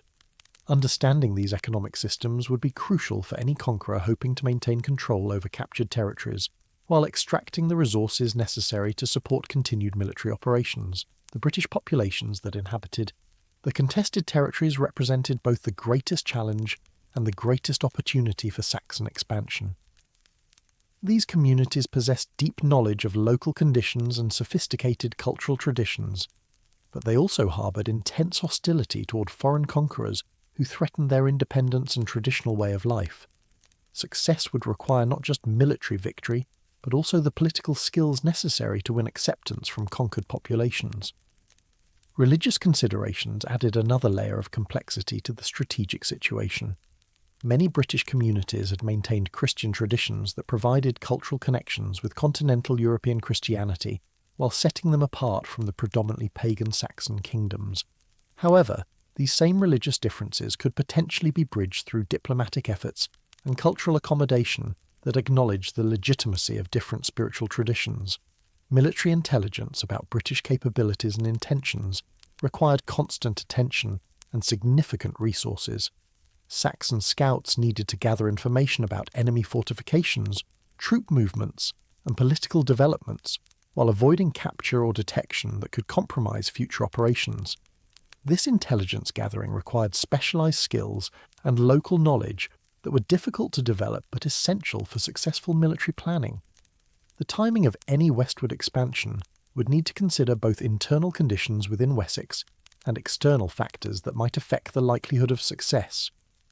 Military campaigns required substantial resources and careful coordination that could only be achieved when domestic conditions were stable and the kingdom's administrative systems were functioning effectively. External factors, such as conflicts between British kingdoms or political upheavals that might create opportunities for intervention, also needed to be monitored and evaluated. Diplomatic preparations for territorial expansion involved complex negotiations with potential allies and enemies that could significantly affect the military balance in the contested regions. Some British kingdoms might be persuaded to remain neutral, or even provide assistance in exchange for guarantees about their own territorial integrity, while other Saxon kingdoms might be willing to coordinate their own expansion efforts to maximise the pressure on British defenders. Logistical planning for major military campaigns required careful attention to supply routes, equipment needs, and personnel requirements that would determine whether extended operations could be sustained in hostile territory.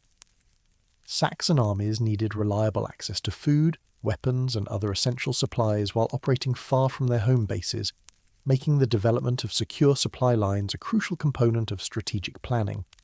The economic costs of territorial expansion needed to be balanced against potential benefits to ensure that military success would actually strengthen rather than weaken the kingdom over the long term. Major campaigns required substantial investments in equipment, supplies, and personnel that could strain royal finances while disrupting normal economic activities. Success would need to generate sufficient new resources to justify these costs, while providing adequate compensation for the nobles and warriors whose support made expansion possible.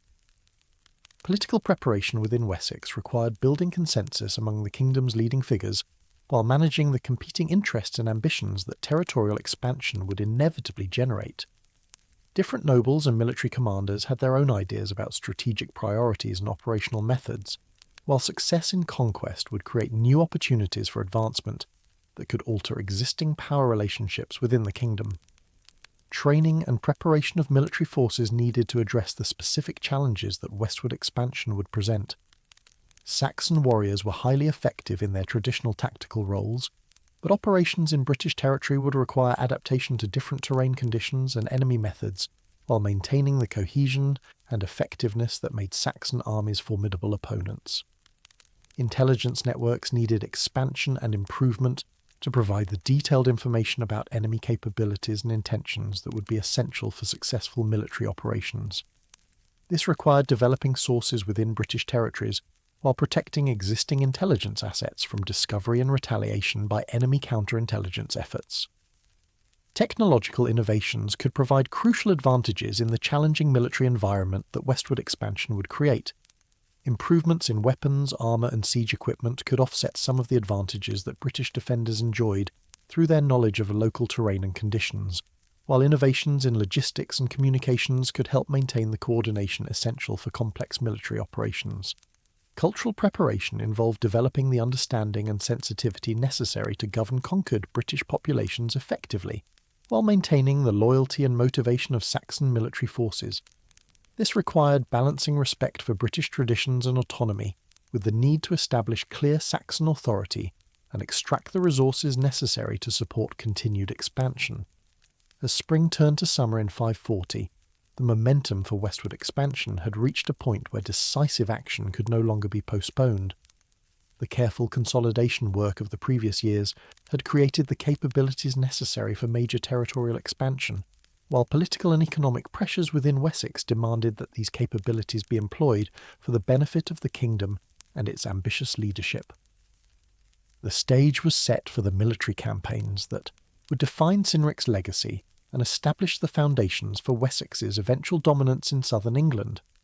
The call of the West had become irresistible, promising glory for ambitious warriors, wealth for calculating nobles, and territorial expansion that would secure Wessex's position as a major power in the complex political landscape of early medieval Britain. The decisions made in the royal halls of Winchester during the summer of 540 would echo through the centuries as a proven king prepared to test his strengthened realm against the ancient British kingdoms that stood between Saxon ambition and the Western Sea. The mists of dawn were still clinging to the Hampshire Downs when King Cynric led his assembled war host westward in the early summer of 541, the bronze fittings of their weapons and armour gleaming dully in the grey morning light. Behind them, the smoke from countless cooking fires rose from the great military camp that had housed nearly 2,000 warriors during the final weeks of preparation, while ahead lay the uncertain borderlands where Saxon ambition would test itself against the fierce resistance of the British kingdoms that controlled the coveted territories of Wiltshire. The army that followed Cynric into the contested lands represented the culmination of years of careful planning and resource accumulation. At its core marched the Royal War Band, 300 elite warriors whose gleaming mail shirts and pattern-welded swords marked them as the finest fighters that Saxon military tradition could produce. These men had sworn personal oaths of loyalty to their king, binding their fates to success while earning the right to share in whatever glory and wealth the campaign might bring. Surrounding this professional nucleus came the larger levies that had been called from every corner of Wessex. Farmers and craftsmen who had set aside their peaceful pursuits to take up spear and shield in service to their lord. These men lacked the elaborate equipment and intensive training of the royal warband, but they compensated with fierce determination and intimate knowledge of the landscape they were defending. Many had fathers or grandfathers who had fought in Cerdic's earlier campaigns, and they carried with them the accumulated wisdom of a generation of Saxon military experience. The logistical arrangements for this massive undertaking had required months of careful preparation and represented a triumph of early medieval military organisation. Long trains of pack animals carried the weapons, armour and supplies necessary to sustain the army during extended operations in hostile territory, while herds of cattle and sheep provided mobile food sources that could be consumed as the campaign progressed. Smiths and craftsmen accompanied the force to maintain equipment and fabricate replacements for items lost or damaged in combat. The route chosen for the westward advance reflected both strategic considerations and practical constraints that governed all military movements in early medieval Britain. The ancient Roman roads provided the most reliable paths for moving large numbers of men and animals across the landscape, but these same routes were well known to potential enemies who could prepare defensive positions at strategic choke points. Cynric's planning had to balance the advantages of rapid movement along established roads against the risks of predictable advance routes that could be exploited by clever defenders. The immediate objective of the campaign was the capture of strategic strongholds that would provide bases for further operations while demonstrating Saxon military capabilities to potential allies and enemies throughout the region. The British kingdoms that controlled Wiltshire had spent decades strengthening their defences and building alliances that could mobilise formidable resistance against foreign invasion, but they had also created vulnerabilities that skilled military planning might exploit. The first major target was the ancient hill fort of Barbury Castle, a massive Iron Age earthwork that commanded the high ground overlooking the Upper Thames Valley. This formidable position had been occupied and strengthened by successive generations of defenders, its multiple ramparts and strategic location making it virtually impregnable to direct assault. However, its garrison was limited and its supply lines vulnerable to the kind of sustained pressure that a large, well-organised army could maintain. The approach to Barbury required crossing terrain that favoured defenders familiar with local conditions while presenting numerous obstacles to advancing armies unfamiliar with the landscape. Dense forests provided concealment for British warriors who could launch hit-and-run attacks against Saxon supply trains, while disappearing into woodland that foreign invaders would find difficult to navigate. Boggy areas and steep hillsides channeled advancing forces into predictable routes where ambushes could be prepared and escape routes blocked. Cynric's tactical approach to these challenges reflected both his own military experience and the accumulated wisdom of Saxon warfare that had been developed through generations of conflict. Rather than attempting rapid advances that might outrun supply lines or fall into carefully prepared traps, the West Saxon army moved deliberately westward, securing each advance with temporary fortifications while maintaining the communications necessary for coordinated operations. The British response to Saxon invasion was immediate and fierce, though complicated by the political divisions that characterised the defenders' side. Local commanders launched guerrilla attacks against Saxon patrols and supply trains, while Messenger rode frantically between different British kingdoms seeking coordination of a broader defensive effort. However, the very independence that made British resistance so determined also made unified action difficult to achieve and maintain. The siege of Barbury Castle began in late summer 541 with Saxon forces establishing a loose blockade around the hill fort, while beginning the slow work of reducing its defensive capabilities. Traditional Saxon warfare emphasised mobility and shock action, rather than the patient engineering required for successful sieges, but the strategic importance of the position made its capture essential for the campaign's ultimate success. Cynric needed to demonstrate that Saxon military power could overcome even the strongest British defences while avoiding the heavy casualties that failed assaults might inflict on his irreplaceable veteran warriors. The techniques employed during the siege reflected the complex blend of cultural traditions that characterised early medieval warfare in Britain. Saxon engineers adapted Roman siege methods that had been preserved in military manuals and oral tradition, while also incorporating Celtic approaches to fortress warfare that had proven effective in similar terrain. The construction of earthwork siege works proceeded alongside attempts to negotiate the surrender of the garrison, as military pressure was combined with political inducements designed to minimise casualties on both sides. Daily life during the siege tested the organisational capabilities that Cynric had developed during his years of consolidation. Maintaining discipline and morale among a large army operating far from home required constant attention to practical details, while ensuring that military effectiveness remained high despite the tedium and hardship of extended siege operations. Regular rotation of duties, fair distribution of supplies, and prompt treatment of the sick and wounded were essential for preventing the kind of deterioration that could turn military success into political disaster. The surrounding countryside provided both opportunities and challenges for the besieging army. Foraging parties could gather additional supplies from British farms and settlements, but these same operations risked dispersing Saxon forces and creating opportunities for enemy counterattacks. Local populations might provide intelligence about British defensive plans and capabilities, but they could also serve as sources of misinformation designed to mislead and confuse Saxon commanders. The psychological aspects of siege warfare played crucial roles in determining outcomes that went far beyond simple military calculations. British defenders needed to maintain hope that relief forces would arrive, or that Saxon resolve would weaken before their own supplies and morale collapsed.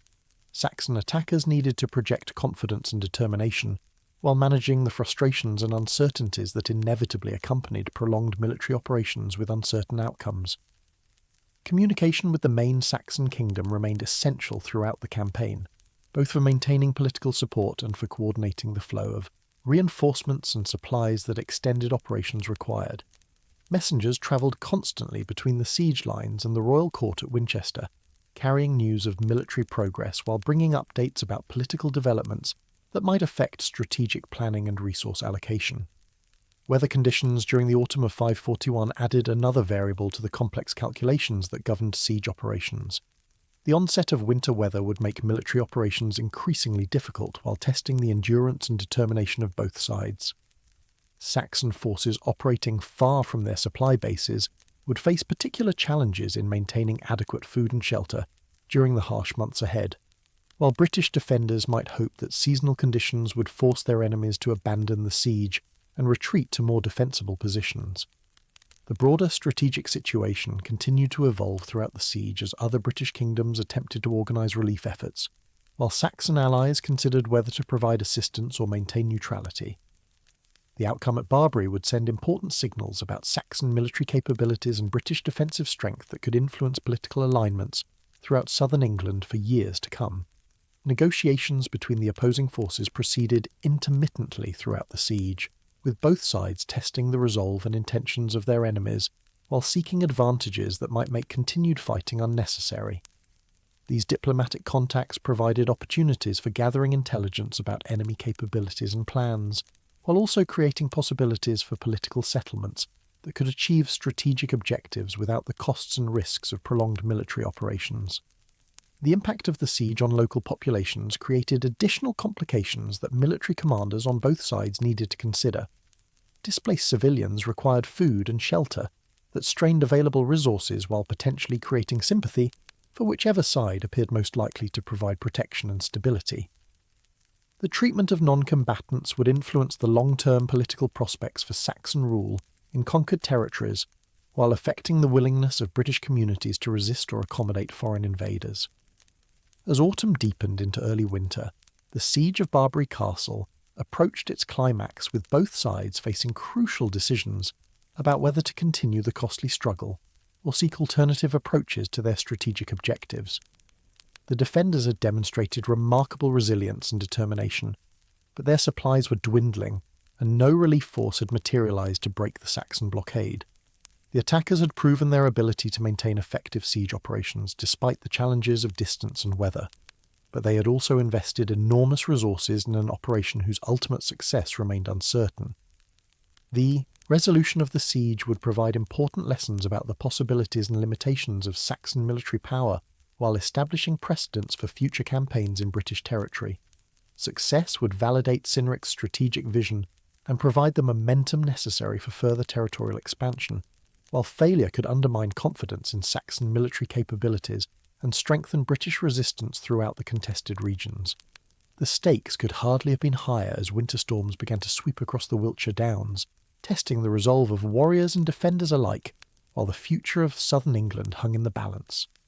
The decisions made during the coming weeks would echo through the centuries, as the young Saxon kingdom tested its strength against ancient British resistance, in the kind of prolonged struggle that would ultimately determine which people would dominate the green hills and fertile valleys of southwestern Britain.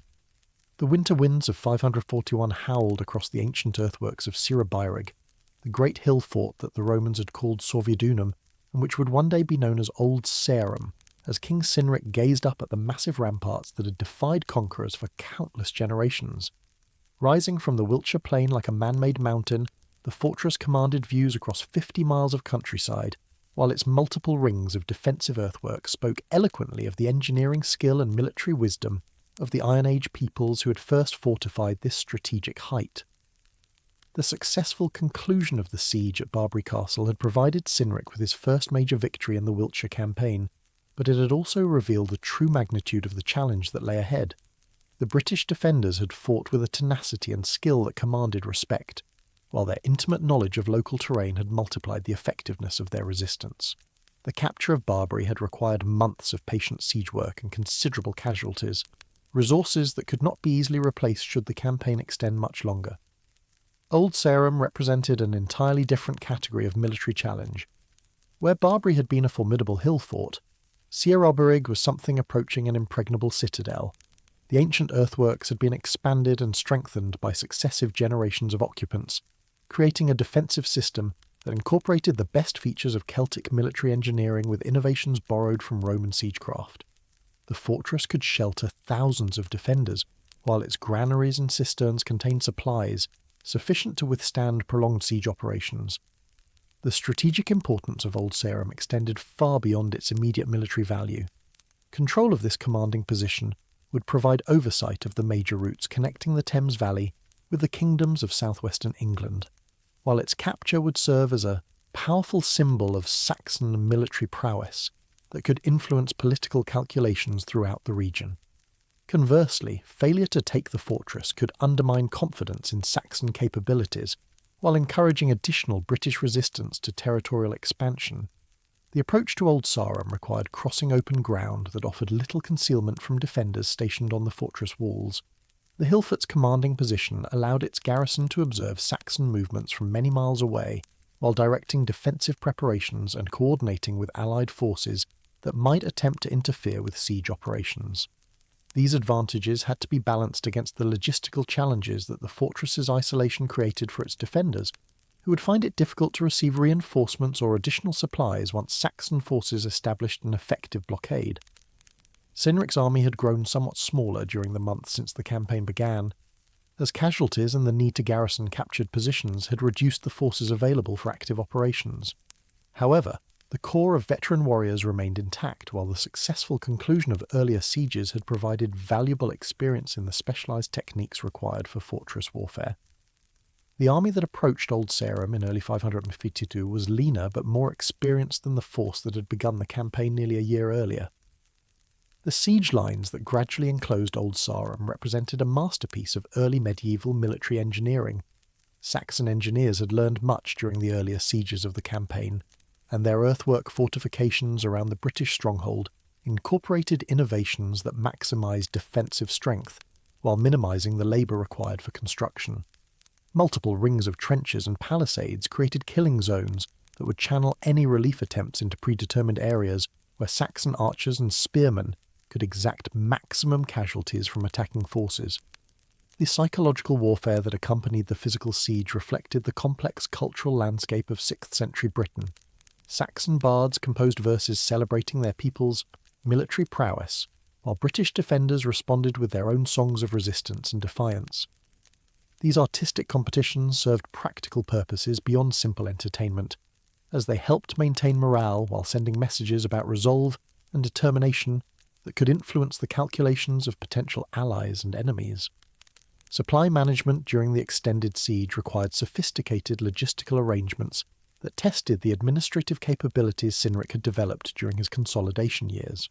Food, weapons, and other essential materials had to be transported across increasingly hostile territory, while Saxon foraging parties ventured further from their base camps in search of additional resources. The balance between maintaining adequate supplies and avoiding overextension of defensive lines required constant adjustment as circumstances changed. Local populations in the areas surrounding Old Sarum found themselves caught between competing pressures from Saxon occupiers and British resistance fighters. Some communities attempted to maintain neutrality by providing minimal cooperation to whichever force currently controlled their immediate vicinity, while others made calculated decisions to support one side or the other based on their assessment of likely outcomes. These civilian populations provided crucial intelligence to both sides, while serving as sources of supplies and labour that could significantly affect military operations. The siege techniques employed at Old Sarum reflected the accumulated military wisdom of several different cultural traditions. Saxon warriors adapted Germanic siege methods to British conditions, while incorporating Roman engineering knowledge that had been preserved in military manuals and oral tradition. British defenders responded with countermeasures that drew upon Celtic military practices, while utilising the advantages provided by their superior defensive position and intimate knowledge of local conditions. The construction of siege engines represented a major innovation in Saxon military technology. Traditional Germanic warfare had emphasised mobility and individual prowess rather than the specialised equipment required for successful fortress assault, but the challenges of territorial expansion in Britain had forced Saxon armies to develop new capabilities. The ballistas and battering rams that were constructed during the siege of Old Sarum incorporated Roman engineering principles, while utilising materials and techniques available to early medieval craftsmen. Weather conditions during the siege created additional challenges for both attackers and defenders. The exposed position of Old Sarum meant that its garrison faced the full force of winter storms, while Saxon siege lines had to be constructed to withstand the same harsh conditions. Snow and ice made movement difficult while reducing the effectiveness of siege engines and making fire-based attacks nearly impossible to employ successfully. Communication between the siege lines and the main Saxon kingdom remained crucial throughout the extended operation. Regular messenger services maintained contact with royal administrators while bringing news of political developments that might affect strategic planning. These communications also served to maintain morale among Saxon forces by demonstrating continued support from their homeland, while providing opportunities to request specific types of reinforcements or supplies that battlefield conditions might require. The impact of the siege on regional politics extended far beyond the immediate military situation. Other British kingdoms watched the struggle carefully, while calculating whether to provide assistance to the defenders or seek accommodation with Saxon power. Similarly, Saxon allies and potential enemies evaluated Cynric's military capabilities and political intentions based on his handling of the siege and its ultimate outcome. Negotiations between the opposing forces occurred sporadically throughout the siege, with both sides testing the resolve and intentions of their enemies while seeking opportunities to achieve their objectives without additional bloodshed. These diplomatic contacts provided valuable intelligence about enemy capabilities and morale, while creating possibilities for political settlements that might prove more durable than military conquest alone. The religious dimensions of the siege reflected the complex spiritual landscape of early medieval Britain. Christian priests among the British defenders conducted services and provided spiritual comfort to their warriors, while Saxon shamans and wise men performed their own rituals designed to ensure divine favour for their cause. These religious activities served important morale functions, while providing frameworks for understanding and coping with the uncertainties and hardships of prolonged military operations. Medical care for wounded warriors became increasingly important as the siege extended through the harsh winter months. Both sides had developed sophisticated treatments for combat injuries, but the extended nature of the operation meant that disease and malnutrition posed threats that were potentially more serious than enemy weapons. The availability of skilled healers and adequate medical supplies could significantly influence the outcome of the siege by affecting the number of effective fighters available to each side. The economic costs of the siege mounted steadily, as the operation extended far longer than originally anticipated. Saxon resources were being consumed at a rate that could potentially threaten the kingdom's long-term military capabilities, while the disruption of normal economic activities was creating hardships for civilian populations throughout Wessex. These costs had to be balanced against the strategic benefits that success might provide while considering the potential consequences of failure or abandonment of the siege. Intelligence gathering became increasingly sophisticated as both sides sought to understand enemy capabilities and intentions. Saxon scouts attempted to infiltrate British supply lines while gathering information about defensive preparations and garrison strength.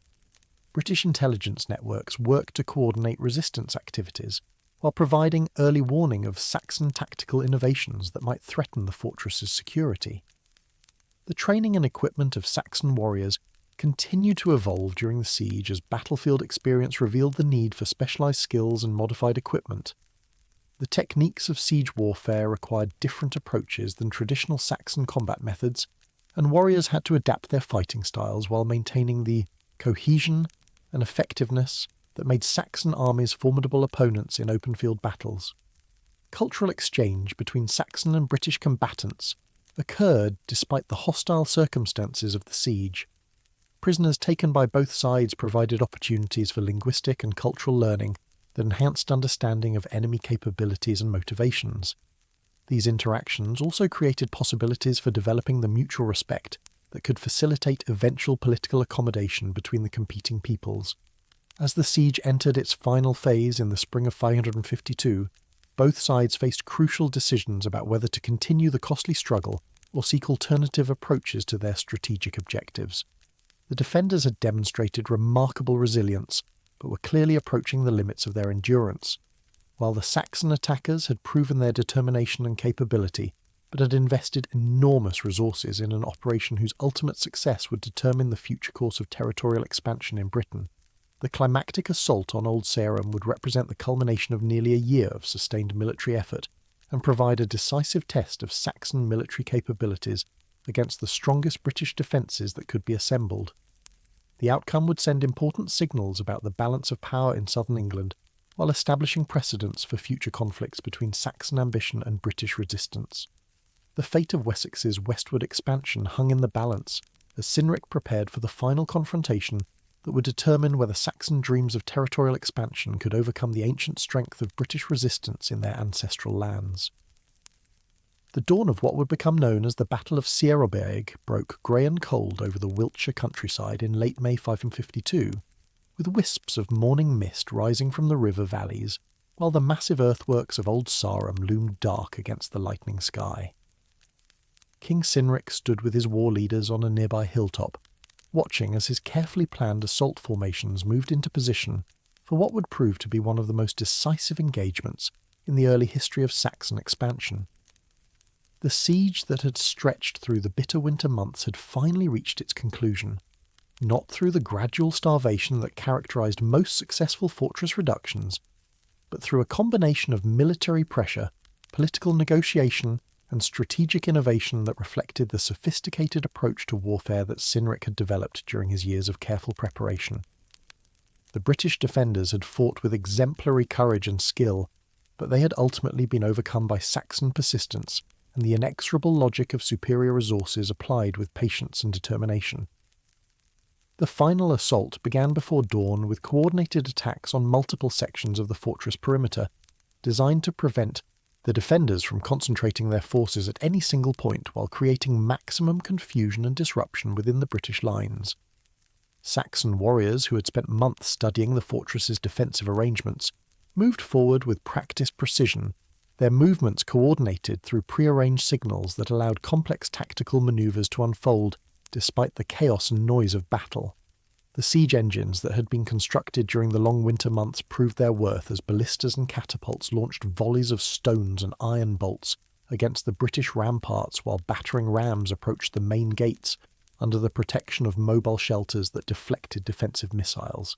These mechanical devices represented a significant innovation in Saxon military technology, incorporating Roman engineering principles while utilising the metalworking and woodworking skills that Germanic craftsmen had brought to Britain.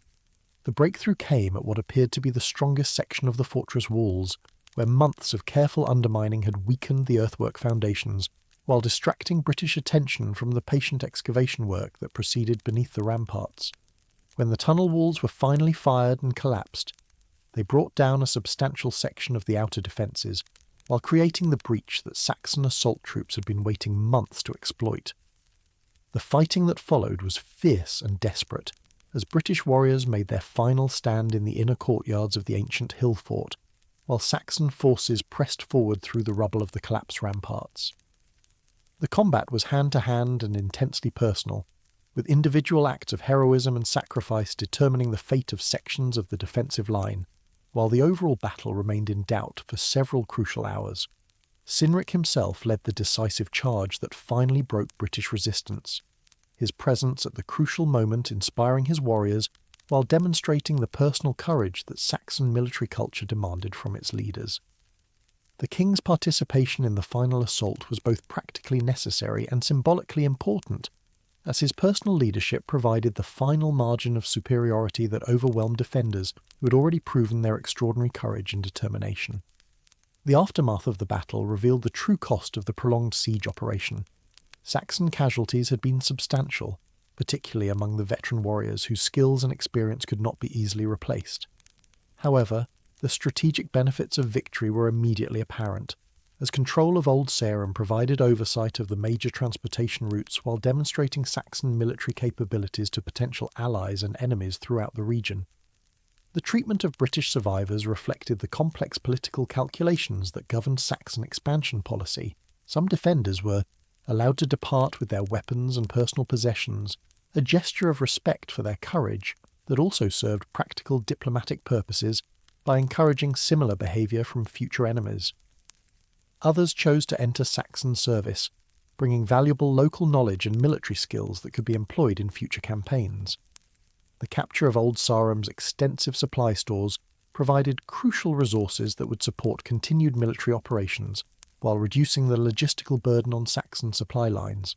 The fortress's granaries contained enough food to sustain the army for several additional months, while its armories yielded weapons and equipment that could replace items lost or damaged during the siege. These material gains partially offset the costs of the prolonged operation while providing resources for future expansion efforts. The political impact of the victory extended far beyond its immediate military significance. British kingdoms throughout the region were forced to reassess their defensive capabilities and strategic options in light of Saxon success against one of the strongest fortresses in southwestern England. Some began seeking accommodation with Saxon power, while others attempted to strengthen their own defences against potential future attacks. The integration of captured territory into the expanding Saxon kingdom required immediate attention to prevent the kind of instability that could undermine military gains. Cynric appointed trusted administrators to oversee the transition while establishing garrisons that could maintain order and provide security against potential British counterattacks. These arrangements had to balance Saxon control requirements with the need to avoid alienating local populations whose cooperation would be essential for long-term stability. The economic benefits of territorial expansion began to manifest immediately, as Saxon control of Old Sarum provided access to agricultural resources and trade revenues that had previously been unavailable. The fortress's strategic position allowed its new occupants to levy tolls on commercial traffic, while its productive hinterland could support additional population and military forces. These economic gains would help fund future expansion efforts, while strengthening the overall Saxon kingdom. Religious policy in the newly conquered territories required careful attention to avoid creating unnecessary conflicts between different spiritual traditions. The mixed population included Christian communities, traditional Celtic religious practitioners, and Saxon pagans whose different beliefs could potentially create sources of tension and conflict. Cynric's approach emphasised tolerance and accommodation, while gradually encouraging religious practices that supported political unity and royal authority. The establishment of new administrative systems in captured territories reflected the sophisticated governance capabilities that Cynric had developed during his consolidation years. Local officials needed to possess both the cultural competence necessary to work effectively with British populations and the technical skills required to extract resources and maintain order. These appointments required careful consideration of individual qualifications and political loyalty while ensuring adequate representation of different community interests. Military reorganisation followed the victory at Old Sarum as Cynric adapted his forces to meet the requirements of governing expanded territory while maintaining capabilities for future expansion. Some veteran units were assigned to garrison duties in strategic locations, while others remained available for mobile operations that might be required to respond to British counterattacks or exploit new opportunities for territorial gain. The celebration of victory provided important opportunities for reinforcing social bonds and political relationships within Saxon society. Elaborate feasts and ceremonies honoured the warriors who had participated in the siege, while distributing rewards that recognised individual contributions to the collective success. These celebrations served practical functions beyond simple entertainment, as they reinforced the values and relationships that held Saxon society together, while providing models for appropriate behaviour in future military operations. Cultural exchange accelerated in the aftermath of conquest, as Saxon and British populations began the complex process of accommodation that would characterise the following decades. Intermarriage between Saxon warriors and British women created family connections that bridged ethnic divisions, while linguistic borrowing facilitated communication and cooperation between different communities. These cultural developments would have lasting implications for the character of the emerging kingdom. Technological innovation continued as Saxon craftsmen learned new techniques from their British counterparts, while adapting traditional Germanic methods to local conditions and materials. The metalworking skills required for siege engine construction proved valuable for other applications, while the agricultural techniques developed by British farmers could increase productivity in Saxon-controlled territories. This technological exchange benefited both communities while strengthening the economic foundation of the expanded kingdom.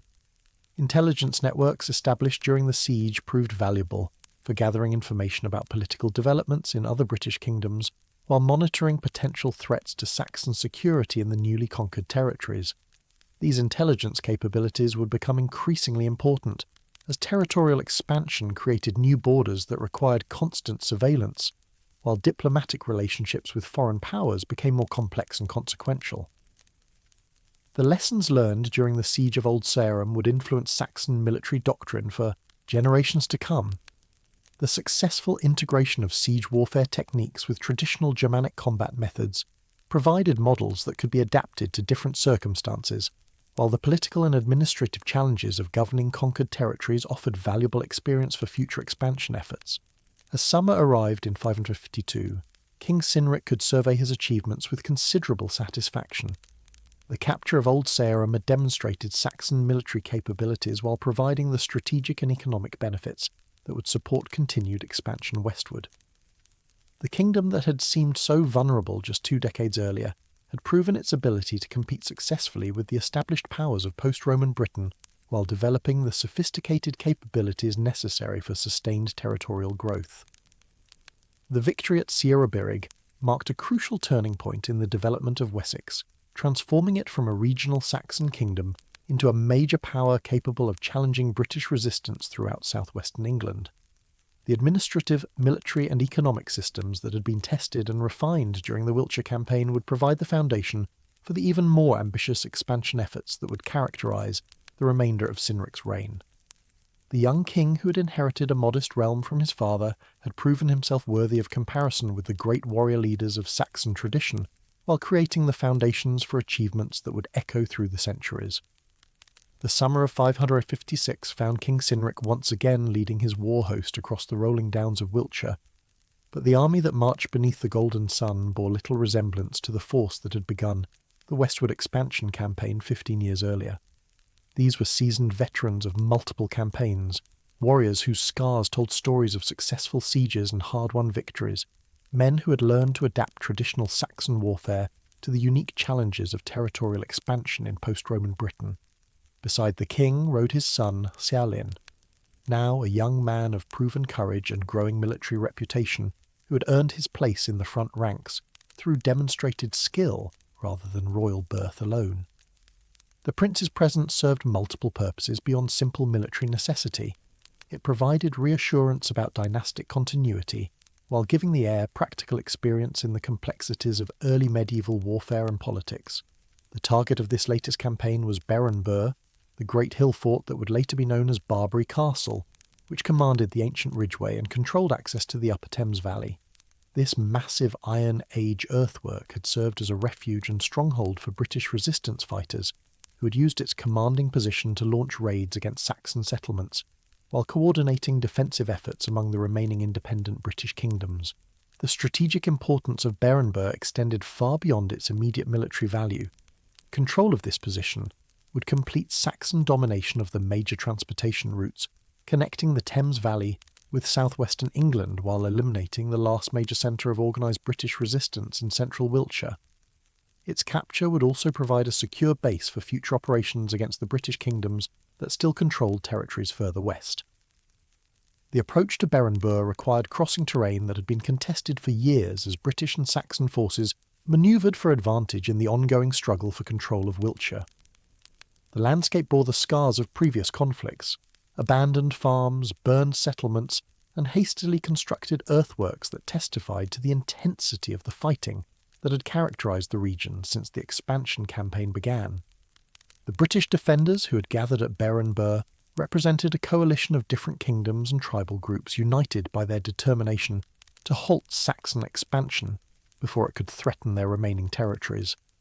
These warriors brought diverse military traditions and fighting techniques that created both strengths and potential weaknesses in their defensive arrangements. Their knowledge of local terrain was encyclopedic, but their coordination and command structure remained problematic due to the political divisions that characterised British resistance efforts. Intelligence reports reaching Cynric's army described elaborate defensive preparations within the hill fort, as British engineers had spent months strengthening the ancient earthworks while stockpiling supplies for extended siege operations. However, the same reports also indicated tensions between different British contingents, whose conflicting strategic priorities created opportunities that skilled Saxon diplomacy might exploit. The Saxon army that approached Beranburh in midsummer 556 represented the culmination of years of military development and tactical innovation.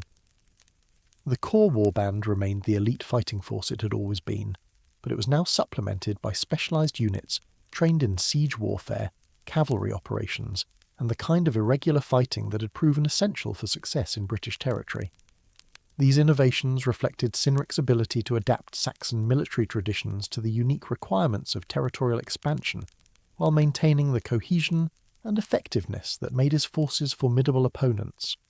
The siege lines that gradually enclosed Beranburh incorporated lessons learned during previous fortress reductions, while adapting to the specific challenges posed by this particular defensive position. The hill fort's commanding height made direct assault extremely difficult, but it also created vulnerabilities in supply arrangements that patient siege work might exploit. Saxon engineers began construction of elaborate earthwork fortifications that would prevent British relief attempts while gradually tightening the noose around the defenders. The psychological aspects of the siege proved as important as its physical dimensions. British resistance depended heavily on maintaining morale and unity among diverse groups whose natural inclinations toward autonomy could easily fragment under pressure. Saxon psychological warfare exploited these tensions through carefully calculated displays of military strength, while offering attractive terms to potential defectors who might choose individual accommodation over collective resistance. The battle that would ultimately determine the fate of Beranburh began not with a dramatic assault, but with a series of smaller engagements as British forces attempted to break the Saxon siege lines, while relief armies from allied kingdoms tried to coordinate attacks that might lift the blockade. These preliminary conflicts tested the tactical innovations that both sides had developed, while providing opportunities for individual warriors to distinguish themselves through demonstrations of personal courage and skill. The decisive engagement occurred when a major British relief force attempted to coordinate its attack with a simultaneous sortie from the fortress garrison. The complex timing required for such coordination proved beyond the capabilities of British command arrangements, allowing Saxon forces to defeat the relief attempt, while maintaining sufficient reserves to contain the garrison's breakout effort. Cynric's personal leadership during the crucial battle proved instrumental in achieving Saxon victory. The king positioned himself at the point where British relief forces were most likely to break through Saxon lines, and his presence at the critical moment provided the inspiration and tactical direction necessary to repel the enemy assault. His son, Ceolin, distinguished himself during the same engagement, leading a cavalry charge that shattered British formations while demonstrating the kind of personal courage that Saxon military culture demanded from its leaders. The aftermath of the battle saw the collapse of organised British resistance in central Wiltshire, as surviving enemy forces scattered to their home territories, while the garrison of Beranburh negotiated terms for surrender. The political impact of Saxon victory extended far beyond the immediate military situation, as British kingdoms throughout the region were forced to acknowledge the futility of continued resistance against Saxon expansion. The treatment of captured British warriors reflected the sophisticated approach to conquest that Cynric had developed during his years of territorial expansion. Some prisoners were ransomed back to their home communities, generating revenue while creating obligations that could be exploited in future diplomatic negotiations. Others chose to enter Saxon service, bringing valuable military skills and local knowledge that enhanced the kingdom's capabilities for governing conquered territories. The capture of Beranburh's extensive supply stores provided crucial resources for continued military operations, while demonstrating the wealth and organisational capability of British society.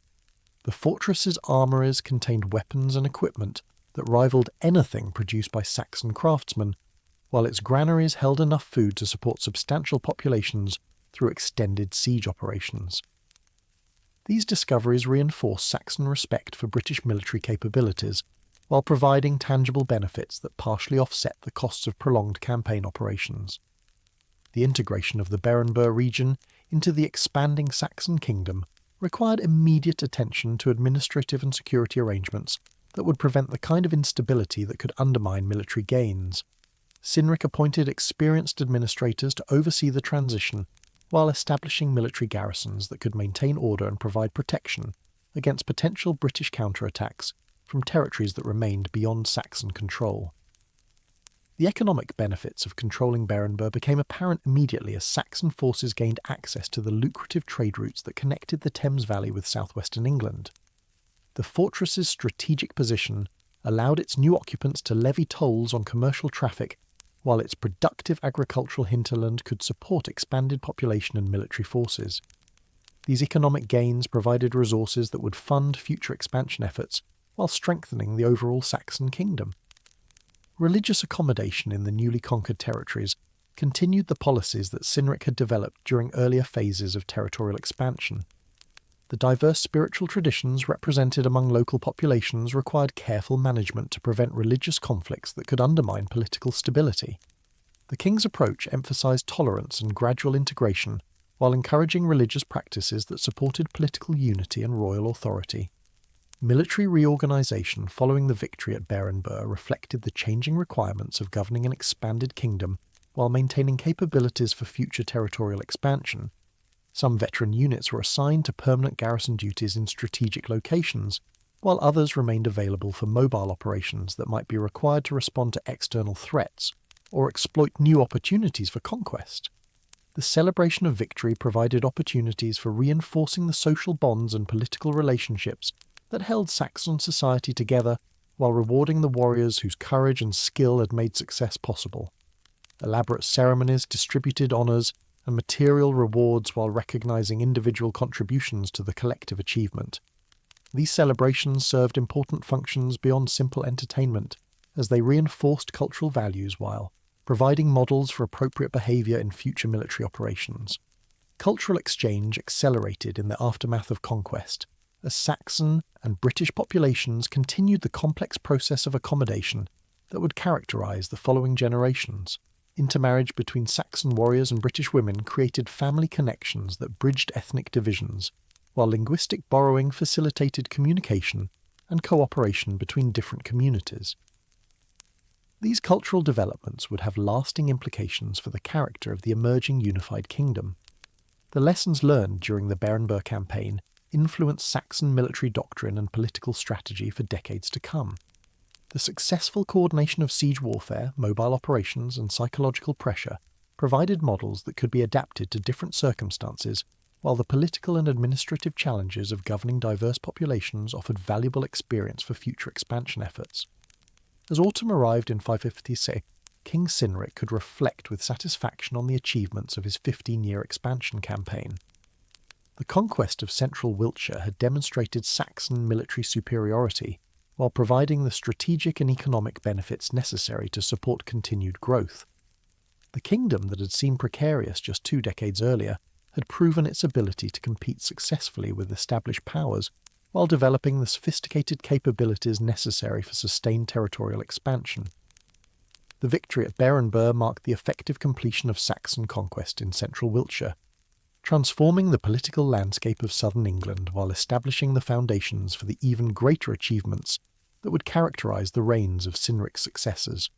The young prince who had inherited a modest realm from his father had proven himself worthy of inclusion among the great warrior kings of Saxon tradition, while creating a legacy that would influence the development of England for centuries to come. As the golden leaves of autumn drifted across the newly conquered territories of Wiltshire in 556, King Cynric stood atop the ramparts of Beranburh and gazed out over a landscape that had been transformed by nearly 2 decades of sustained military effort. The rolling downs that stretched to the horizon were no longer contested borderlands, but integral parts of an expanding Saxon kingdom that had proven its ability to challenge and overcome the ancient British powers that had dominated this region since the Roman departure. The transformation was visible in countless details that spoke of successful conquest and effective administration. Saxon settlements dotted the valleys where British farms had once stood isolated and vulnerable, their timber halls and defensive palisades creating focal points for the new political order that was emerging from the fusion of Germanic ambition and British heritage. The ancient trackways that crisscrossed the countryside now carried Saxon merchants and administrators alongside the British traders and farmers who had learned to adapt to the new political realities. The economic benefits of territorial expansion had exceeded even Cynric's optimistic projections. The agricultural productivity of Wiltshire's fertile valleys provided grain surpluses that could support larger populations while generating revenue through taxation and tribute arrangements. The strategic control of major transportation routes allowed the kingdom to levy tolls on commercial traffic, while participating directly in the lucrative trade networks that connected Britain with continental Europe. The demographic changes resulting from conquest created both opportunities and challenges for royal administration. Saxon settlers had established communities throughout the conquered territories, bringing agricultural techniques and craft skills that increased overall productivity while creating markets for specialised goods and services. However, the integration of these new populations with existing British communities required careful political management to prevent the kind of ethnic tensions that could undermine internal stability. The military implications of successful expansion extended far beyond the immediate benefits of increased territory and resources. Wessex now controlled strategic positions that commanded the major routes into southwestern England, while possessing the military reputation and demonstrated capabilities necessary to deter potential enemies. The kingdom's expanded borders required more sophisticated defensive arrangements, but they also provided greater strategic depth and the ability to absorb attacks that might have proven devastating to the smaller realm that Cynric had inherited. Administrative innovations developed during the expansion campaign provided models for governing diverse populations across extensive territories. The delegation of specific responsibilities to trusted nobles had proven effective for managing local affairs while maintaining royal oversight of crucial policy decisions. These administrative systems could be adapted and expanded to meet the requirements of future territorial growth, while providing career opportunities for ambitious individuals whose talents might otherwise create sources of internal tension. Legal harmonisation remained an ongoing challenge as Saxon customary law encountered British legal traditions that had developed along different lines during the centuries since Roman departure. The need to provide fair and predictable justice for all subjects, regardless of ethnic background, required careful synthesis of different legal approaches, while maintaining royal authority as the ultimate source of law and order. These legal developments would have lasting implications for the character of English law and governance. Religious accommodation continued to evolve as Christian influences spread throughout Saxon society, while traditional pagan practices adapted to changing political circumstances. The diverse spiritual landscape of the expanded kingdom required policies that could maintain internal harmony while avoiding conflicts that might undermine political stability. Cynric's approach emphasised tolerance and gradual convergence toward religious practices that supported political unity while respecting legitimate spiritual diversity. Cultural synthesis accelerated as Saxon and British populations developed shared customs and practices that facilitated cooperation while preserving distinctive identities. Intermarriage between different ethnic groups created families with complex loyalties that served as bridges between communities, while linguistic borrowing enhanced communication and mutual understanding. These cultural developments created the foundation for the unified English identity that would emerge during subsequent generations. Technological innovation flourished as different craft traditions interacted and influenced each other within the expanded kingdom. Saxon metalworking techniques combined with British stone carving skills to produce new forms of artistic expression, while agricultural practices evolved through the exchange of knowledge between farmers with different cultural backgrounds. These technological advances improved productivity and quality of life while strengthening the economic foundation of royal power. Educational developments reflected the growing sophistication of Saxon court culture, as territorial expansion created new requirements for administrative and diplomatic skills. The royal court became a centre for preserving and developing intellectual traditions while providing practical training for future leaders. These educational functions attracted talented individuals from throughout the kingdom while creating the human resources necessary for effective governance of an increasingly complex realm. Trade relationships with neighbouring kingdoms and continental powers expanded significantly as Wessex's strategic position and demonstrated military capabilities created new opportunities for commercial and diplomatic engagement. The kingdom's control of major transportation routes made it an essential partner for any merchants seeking to access markets in southwestern England, while its military reputation provided security guarantees that facilitated long-distance trade. Naval capabilities developed gradually as the kingdom's coastal position and expanded territorial responsibilities created new requirements for maritime operations. While major naval warfare remained beyond Saxon capabilities, coastal defence and commercial navigation benefited from investments in shipbuilding and seamanship that would prove valuable for both military and economic purposes. Intelligence networks established during the expansion campaign provided ongoing capabilities for monitoring political developments throughout southern England while gathering information about potential threats and opportunities. These intelligence systems would prove increasingly valuable as territorial expansion created new borders that required constant surveillance, while diplomatic relationships with foreign powers became more complex and consequential. The impact of Saxon expansion on regional politics extended far beyond the immediate territorial gains achieved through military conquest. The demonstration of Saxon military capabilities had forced other kingdoms to reassess their strategic positions, while creating new possibilities for alliance and accommodation that could shape political developments for generations to come. Some British kingdoms sought refuge in isolation, while others attempted to build relationships with Saxon power that might provide security in an increasingly uncertain world. Economic specialisation increased throughout the kingdom as territorial expansion created larger markets while providing access to diverse resources and skills. Different regions could focus on the productive activities for which they were best suited while participating in trade networks that distributed specialised goods throughout the realm. This economic integration strengthened internal bonds while creating mutual dependencies that discouraged separatist movements. Urban development accelerated in strategic locations where commercial and administrative activities created concentrations of population and wealth. While true cities remained rare in early Anglo-Saxon England, larger settlements required more sophisticated infrastructure and governance arrangements that provided models for future urban growth. These urban developments created new opportunities for craft production and commercial activities, while serving as centres for cultural and intellectual exchange. Military organisation continued to evolve as the requirements of governing expanded territory created new challenges and opportunities. The traditional warband system remained effective for maintaining royal security and conducting limited operations, but larger territorial responsibilities required additional military capabilities that could provide security for frontier regions while maintaining internal order throughout the kingdom. Fortification construction accelerated as the need for defensive infrastructure became increasingly apparent throughout the expanded realm. Strategic positions required permanent fortifications that could provide security for important communities while serving as bases for military operations. These construction projects represented significant investments, but they provided long-term benefits that justified their immediate costs while creating employment opportunities for skilled craftsmen and labourers.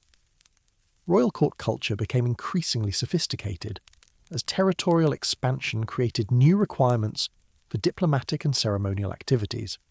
The need to maintain relationships with diverse populations and foreign powers required more elaborate court procedures, while the wealth generated by conquest provided resources for cultural patronage and artistic development. These cultural investments enhanced royal prestige while attracting talented individuals to royal service. Legal education became more important, as the complexity of governing diverse populations created new requirements for judicial and administrative skills. The royal court served as a centre for training future judges and administrators, while preserving legal knowledge and precedents that would guide future policy decisions. These educational functions were essential for maintaining the quality of governance, while providing career opportunities for ambitious individuals. Agricultural innovation continued as farmers throughout the kingdom adapted their practices to local conditions, while sharing knowledge and techniques across cultural boundaries. The diverse ecological zones within the expanded realm offered opportunities for experimentation and specialization that could increase overall productivity while reducing vulnerability to weather-related disruptions. Craft production flourished as territorial expansion created larger markets while providing access to diverse materials and techniques. Skilled artisans could specialize in particular types of production, while participating in trade networks that distributed their goods throughout the kingdom and beyond. These craft industries generated revenue while creating employment opportunities for individuals whose skills might otherwise remain underutilized. Communication systems required ongoing improvement to enable effective coordination between the royal court and distant parts of the kingdom. The Roman road network provided excellent infrastructure for long-distance travel, but maintaining these routes and ensuring their security required ongoing investment and attention. Additionally, the development of reliable messenger services became essential for administrative functions that depended on timely exchange of information. Cultural patronage expanded as the kingdom's wealth and sophistication created new opportunities for supporting artistic and intellectual achievement. Royal sponsorship of talented musicians, poets, and craftsmen enhanced court culture, while creating works that could be used for diplomatic purposes and political communication. These cultural investments attracted skilled individuals to royal service, while establishing Wessex as a centre of learning and artistic excellence. As the year 556 drew to a close, King Cynric could survey his achievements with considerable satisfaction. The territorial expansion that had begun with such uncertainty nearly 2 decades earlier had succeeded beyond all reasonable expectations, transforming a modest Saxon kingdom into a major power capable of challenging the established authorities throughout southern England. The administrative, military, and economic systems that had been developed during the expansion campaign provided a solid foundation for continued growth, while the cultural synthesis that had emerged from Saxon-British interaction created new possibilities for political and social development. The legacy of these achievements would extend far beyond Cynric's own reign, as the institutions and relationships he had created would provide the foundation for the even greater accomplishments of his successors. The Kingdom of Wessex had proven its ability to compete successfully with any power in early medieval Britain, while developing the sophisticated capabilities necessary for sustained territorial expansion and effective governance of diverse populations. The final years of King Cynric's reign, from 557 to 560, were marked not by the dramatic military campaigns that had defined the previous 2 decades, but by the quieter, yet equally important work of consolidating the vast territorial gains that Saxon arms had achieved. The ageing king, now in his 60s and bearing the accumulated scars of a lifetime spent in warfare and governance, turned his attention to the complex task of transforming conquered territories into integral parts of a unified kingdom that could endure long beyond his own lifetime. The Wessex that Cynric governed in these final years bore little resemblance to the modest realm he had inherited from his father Cerdic in 534. Where once the kingdom had been confined largely to Hampshire and its immediate surroundings, Saxon authority now extended across much of Wiltshire and into territories that bordered the great River Thames.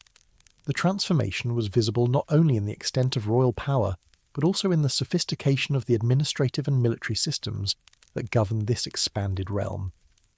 The process of territorial integration required careful attention to the diverse populations that now found themselves under Saxon rule. British communities that had resisted conquest with fierce determination needed to be persuaded that accommodation with Saxon authority offered better prospects than continued resistance. While Saxon settlers who had established new communities in conquered territories required protection and support as they adapted to unfamiliar environments and potentially hostile neighbours. The economic foundations of the expanded kingdom demanded ongoing attention, as Cynric worked to maximise the benefits of territorial expansion while ensuring that the costs of governance remained manageable. The agricultural productivity of newly conquered territories provided substantial resources, but realising this potential required investment in infrastructure and administrative systems that could coordinate activities across extensive and diverse regions. Royal administration became increasingly sophisticated as the challenges of governing expanded territory revealed the limitations of traditional Saxon governance methods. The informal systems of personal, relationship and direct oversight that had sufficed for smaller realms required supplementation with more systematic approaches to tax collection, law enforcement, and military organisation. These administrative innovations drew upon both Saxon traditions and Romano-British practices, creating synthetic institutions that reflected the cultural diversity of the kingdom while maintaining royal authority as the ultimate source of political unity. Legal harmonisation represented one of the most complex challenges facing the ageing king during these consolidation years. Saxon customary law emphasised personal honour and family relationships, while providing mechanisms for resolving disputes through compensation rather than punishment. However, the British populations that now formed a substantial portion of the kingdom's subjects possessed their own legal traditions that had developed along different lines during the centuries since Roman departure. Creating unified legal systems that could provide fair and predictable justice for all subjects, regardless of ethnic background, required careful synthesis of different approaches while maintaining royal authority as the ultimate source of law and order. Military organisation underwent significant changes during this period as the requirements of governing expanded territory created new challenges and opportunities. The traditional warband system that had formed the backbone of Saxon military power remained effective for maintaining royal security and conducting limited operations, but the expanded kingdom required additional military capabilities that could provide security for frontier regions while maintaining internal order throughout the realm. The establishment of permanent garrisons in strategic locations represented a major innovation that would have lasting implications for Saxon military strategy. Rather than relying entirely on mobile forces that could be concentrated for specific operations, Cynric began positioning smaller military units in fortified positions where they could respond quickly to local threats while serving as symbols of royal authority. These garrisons required ongoing support and supervision, but they provided crucial capabilities for maintaining security across the expanded kingdom. Fortification construction accelerated during the consolidation years as the need for defensive infrastructure became increasingly apparent throughout the realm. The ancient hillforts that had been captured during the expansion campaign required maintenance and improvement to ensure their continued effectiveness, while new defensive positions needed to be established in locations where strategic considerations demanded permanent military presence. The economic benefits of territorial expansion began to manifest fully during these later years as administrative systems matured and commercial relationships developed. The kingdom's control of major transportation routes generated substantial revenue through tolls and customs duties while providing opportunities for Saxon merchants to participate in lucrative trade networks that connected Britain with continental Europe. Agricultural production increased as farming techniques improved and land utilisation became more efficient, while craft production flourished as artisans gained access to larger markets and diverse materials. Religious policy during the consolidation years reflected the complex spiritual landscape of early medieval Britain. Christian influences were growing stronger throughout Saxon society, but traditional pagan practices remained deeply embedded in popular culture, while royal legitimacy still depended partly on the support of traditional religious authorities. Cynric's approach emphasised tolerance and gradual convergence toward religious practices that supported political unity while avoiding changes that might alienate important constituencies. Cultural integration progressed gradually during these years as Saxon and British populations developed shared customs and practices that facilitated cooperation while maintaining distinctive identities. Intermarriage between different ethnic groups created families with complex loyalties that served as bridges between communities, while linguistic borrowing enhanced communication and mutual understanding. These cultural developments created the foundation for the unified English identity that would emerge during subsequent generations. Educational initiatives expanded during the Consolidation years as the royal court developed more sophisticated training programs for future administrators and military leaders.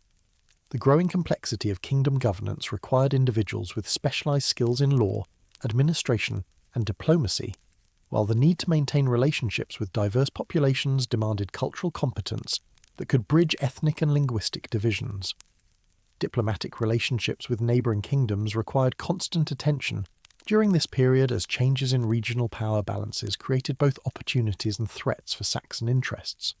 The successful expansion of Wessex had altered the strategic situation throughout southern England, forcing other kingdoms to reassess their own positions while creating new possibilities for alliance and accommodation. Intelligence-gathering systems developed during the expansion campaign continued to provide valuable information about political developments throughout the region while monitoring potential threats to Saxon security. These intelligence capabilities were essential for making informed decisions about foreign policy while identifying internal problems before they could escalate into serious challenges to royal authority. Trade relationships expanded significantly during the Consolidation years, as Wessex's strategic position and demonstrated capabilities created new opportunities for commercial engagement. The kingdom's control of major transportation routes made it an essential partner for merchants seeking access to markets in southwestern England, while its military reputation provided security guarantees that facilitated long-distance commerce. Technological innovation flourished as different craft traditions interacted within the expanded kingdom. Saxon metalworking techniques combined with British stone carving skills to produce new forms of artistic expression, while agricultural practices evolved through the exchange of knowledge between farmers with different cultural backgrounds. These technological advances improved productivity and quality of life, while strengthening the economic foundation of royal power. Urban development began to accelerate in strategic locations where commercial and administrative activities created concentrations of population and wealth. While true cities remained rare in early Anglo-Saxon England, larger settlements required more sophisticated infrastructure and governance arrangements that provided models for future urban growth. The royal court itself became increasingly sophisticated during these final years as territorial expansion created new requirements for diplomatic and ceremonial activities. The need to maintain relationships with diverse populations and foreign powers required more elaborate court procedures, while the wealth generated by conquest provided resources for cultural patronage and artistic development. As King Cynric entered his final years, the question of succession became increasingly important for the kingdom's continued stability and prosperity. The king's son Ceolin had proven himself through military service and administrative experience, demonstrating the courage and political skill that would be essential for continued leadership of the expanded realm. However, the transition from one generation to the next remained a potentially dangerous period, when ambitious nobles might challenge royal authority, while foreign enemies could attempt to exploit perceived weakness. The legacy that Cynric would leave to his successor extended far beyond simple territorial expansion.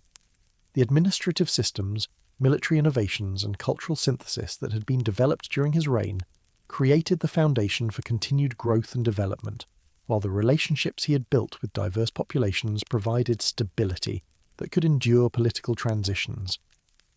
The economic prosperity that characterized the kingdom in its expanded form provided resources that could support continued military operations while funding the administrative and cultural activities that maintained political cohesion. The strategic position that Wessex had achieved through successful expansion created opportunities for future development, while providing security against potential threats from neighbouring powers. As the year 560 approached, King Cynric could reflect with satisfaction on the achievements of his 26-year reign. The modest kingdom he had inherited from his father had been transformed into a major power capable of challenging any authority in southern England, while developing the sophisticated capabilities necessary for continued expansion and effective governance of diverse populations. The institutions he had created and the relationships he had built would provide the foundation for achievements that would echo through the centuries as his successors continued the work of building what would eventually become the Kingdom of England itself. The winter of 560 arrived early across the Wessex countryside, bringing with it an unusual harshness that seemed to foretell the great changes that would soon transform the Saxon kingdom. In the great hall at Winchester, King Cynric lay upon his deathbed, surrounded by the nobles and warriors who had shared in his remarkable transformation of a modest realm into one of the most powerful kingdoms in early medieval Britain. The man who had spent 26 years expanding Saxon authority across much of southern England was preparing to join his ancestors in the halls of the dead, leaving behind a legacy that would influence the development of England for centuries to come.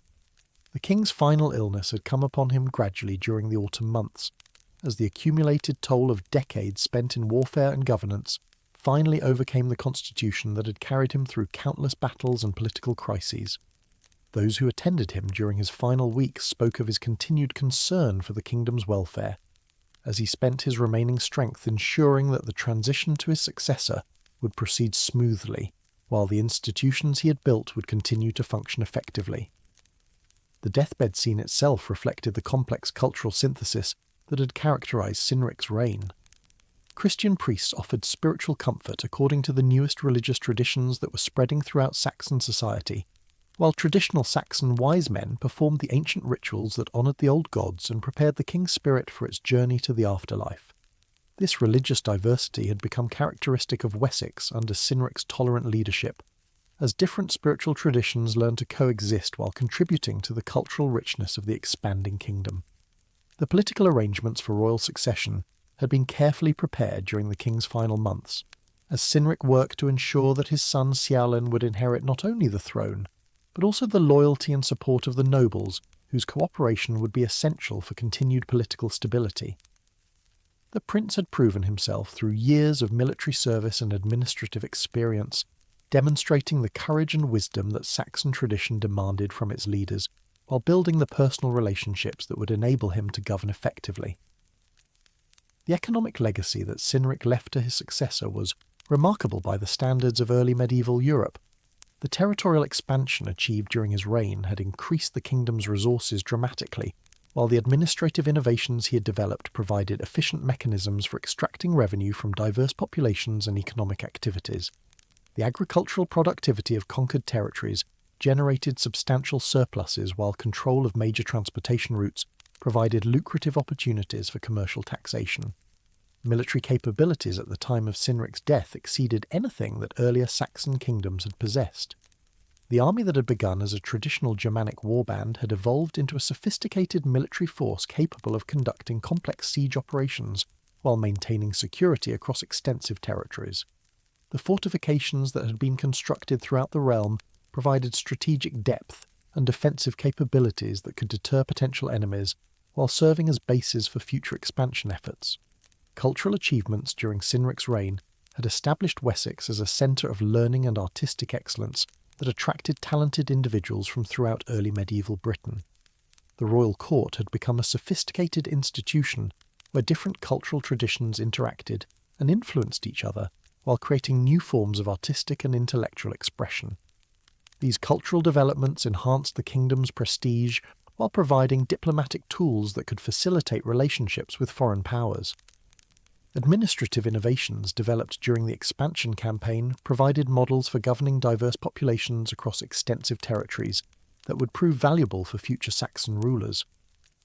The delegation of specific responsibilities to trusted nobles had created effective systems for local governance, while maintaining royal oversight of crucial policy decisions. These administrative approaches could be adapted and expanded to meet the requirements of continued territorial growth while providing career opportunities for ambitious individuals. Legal harmonisation achieved during Cynric's reign had created unified systems that could provide fair and predictable justice for all subjects, regardless of ethnic background. The careful synthesis of Saxon and British legal traditions had produced innovative approaches to dispute resolution, while maintaining royal authority as the ultimate source of law and order. These legal developments would have lasting implications for the character of English law and governance.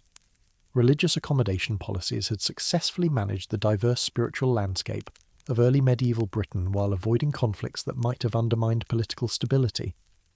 The tolerance and gradual convergence toward religious practices that supported political unity had created conditions where different spiritual traditions could coexist while contributing to cultural development and social cohesion. The news of King Cynric's death spread rapidly throughout the kingdom and beyond, carried by messengers who rode through winter storms to ensure that all important political figures received timely notification of the transition. The response to these communications provided important intelligence about the political landscape that the new king would face, as various nobles and foreign rulers revealed their attitudes towards Saxon authority through their reactions to the dynastic change. The funeral arrangements for the dead king required careful planning to ensure that they appropriately honoured his achievements while demonstrating dynastic continuity and political stability. The ceremonies needed to satisfy both traditional Saxon expectations and the newer Christian influences that were spreading throughout the kingdom, while also providing opportunities for important political figures to publicly demonstrate their loyalty to the new ruler. The burial itself took place according to customs that reflected the cultural synthesis that had characterised Cynric's reign. Traditional Saxon grave goods were interred with the king's body to provide for his needs in the afterlife, while Christian prayers were offered for his soul's journey to eternal rest. The tomb was constructed according to engineering principles that combined Germanic building techniques with Romano-British stonework, creating a monument that symbolised the cultural integration that had been achieved under royal leadership. The immediate aftermath of the funeral provided crucial tests of the political arrangements that had been prepared for royal succession. Ceawlin's assumption of royal authority proceeded smoothly, as the kingdom's leading nobles publicly acknowledged his legitimacy, while foreign rulers sent diplomatic messages recognising the dynastic transition. These demonstrations of political continuity were essential for maintaining internal stability, while deterring potential enemies who might hope to exploit the succession crisis. The legacy of Cynric's achievements extended far beyond the immediate territorial and political gains that he had accomplished during his lifetime. The institutions he had created and the relationships he had built provided the foundation for continued Saxon expansion and development, while the cultural synthesis he had fostered created new possibilities for English identity and political organisation. Military innovations developed during his reign would influence Saxon warfare for generations to come. The successful integration of siege techniques with traditional Germanic combat methods provided models that could be adapted to different circumstances, while the political and administrative systems necessary for governing conquered territories offered valuable experience for future expansion efforts. Economic developments achieved under Cynric's leadership had established prosperity levels that exceeded anything previously seen in post-Roman Britain. The agricultural productivity and commercial opportunities that territorial expansion had created provided resources that could support continued military operations while funding the administrative and cultural activities that maintained political cohesion. Cultural achievements during his reign had established lasting traditions of learning and artistic excellence that would continue to develop under his successors. The royal court's role as a centre for cultural patronage and intellectual exchange created models that would influence English court culture for centuries, while the synthetic traditions that emerged from Saxon-British interaction provided foundations for unified English identity. Technological innovations fostered during the expansion campaign had improved productivity and quality of life throughout the kingdom, while creating capabilities that could support future development. The exchange of knowledge between different cultural traditions had produced advances in agriculture, crafts, and military technology that strengthened the economic and strategic foundations of royal power. Legal and administrative systems created during Cynric's reign provided frameworks for governance that could accommodate continued territorial expansion while maintaining internal order and political stability. The successful integration of diverse populations under unified royal authority offered models that would prove valuable as Saxon power continued to spread throughout England. Religious policies developed during his reign had created conditions for peaceful coexistence between different spiritual traditions, while encouraging gradual convergence toward practices that supported political unity. These policies provided templates for managing religious diversity that would prove essential as Saxon kingdoms encountered increasingly complex cultural landscapes during future expansion. Diplomatic relationships established during Cynric's reign had created networks of alliance and accommodation that would influence English politics for generations. The respect that Wessex had earned through successful military campaigns and effective governance provided advantages in international relationships, while the kingdom's strategic position created opportunities for continued political and economic development. As the winter of 560 gave way to spring, the kingdom that King Cynric had created faced the future with confidence and optimism. The institutions he had built and the relationships he had fostered provided stability during the transition, while creating foundations for continued growth and development. The modest Saxon settlement that Cerdic had established in Hampshire had been transformed into a major power capable of challenging any authority in early medieval Britain, while developing the sophisticated capabilities necessary for territorial expansion and effective governance.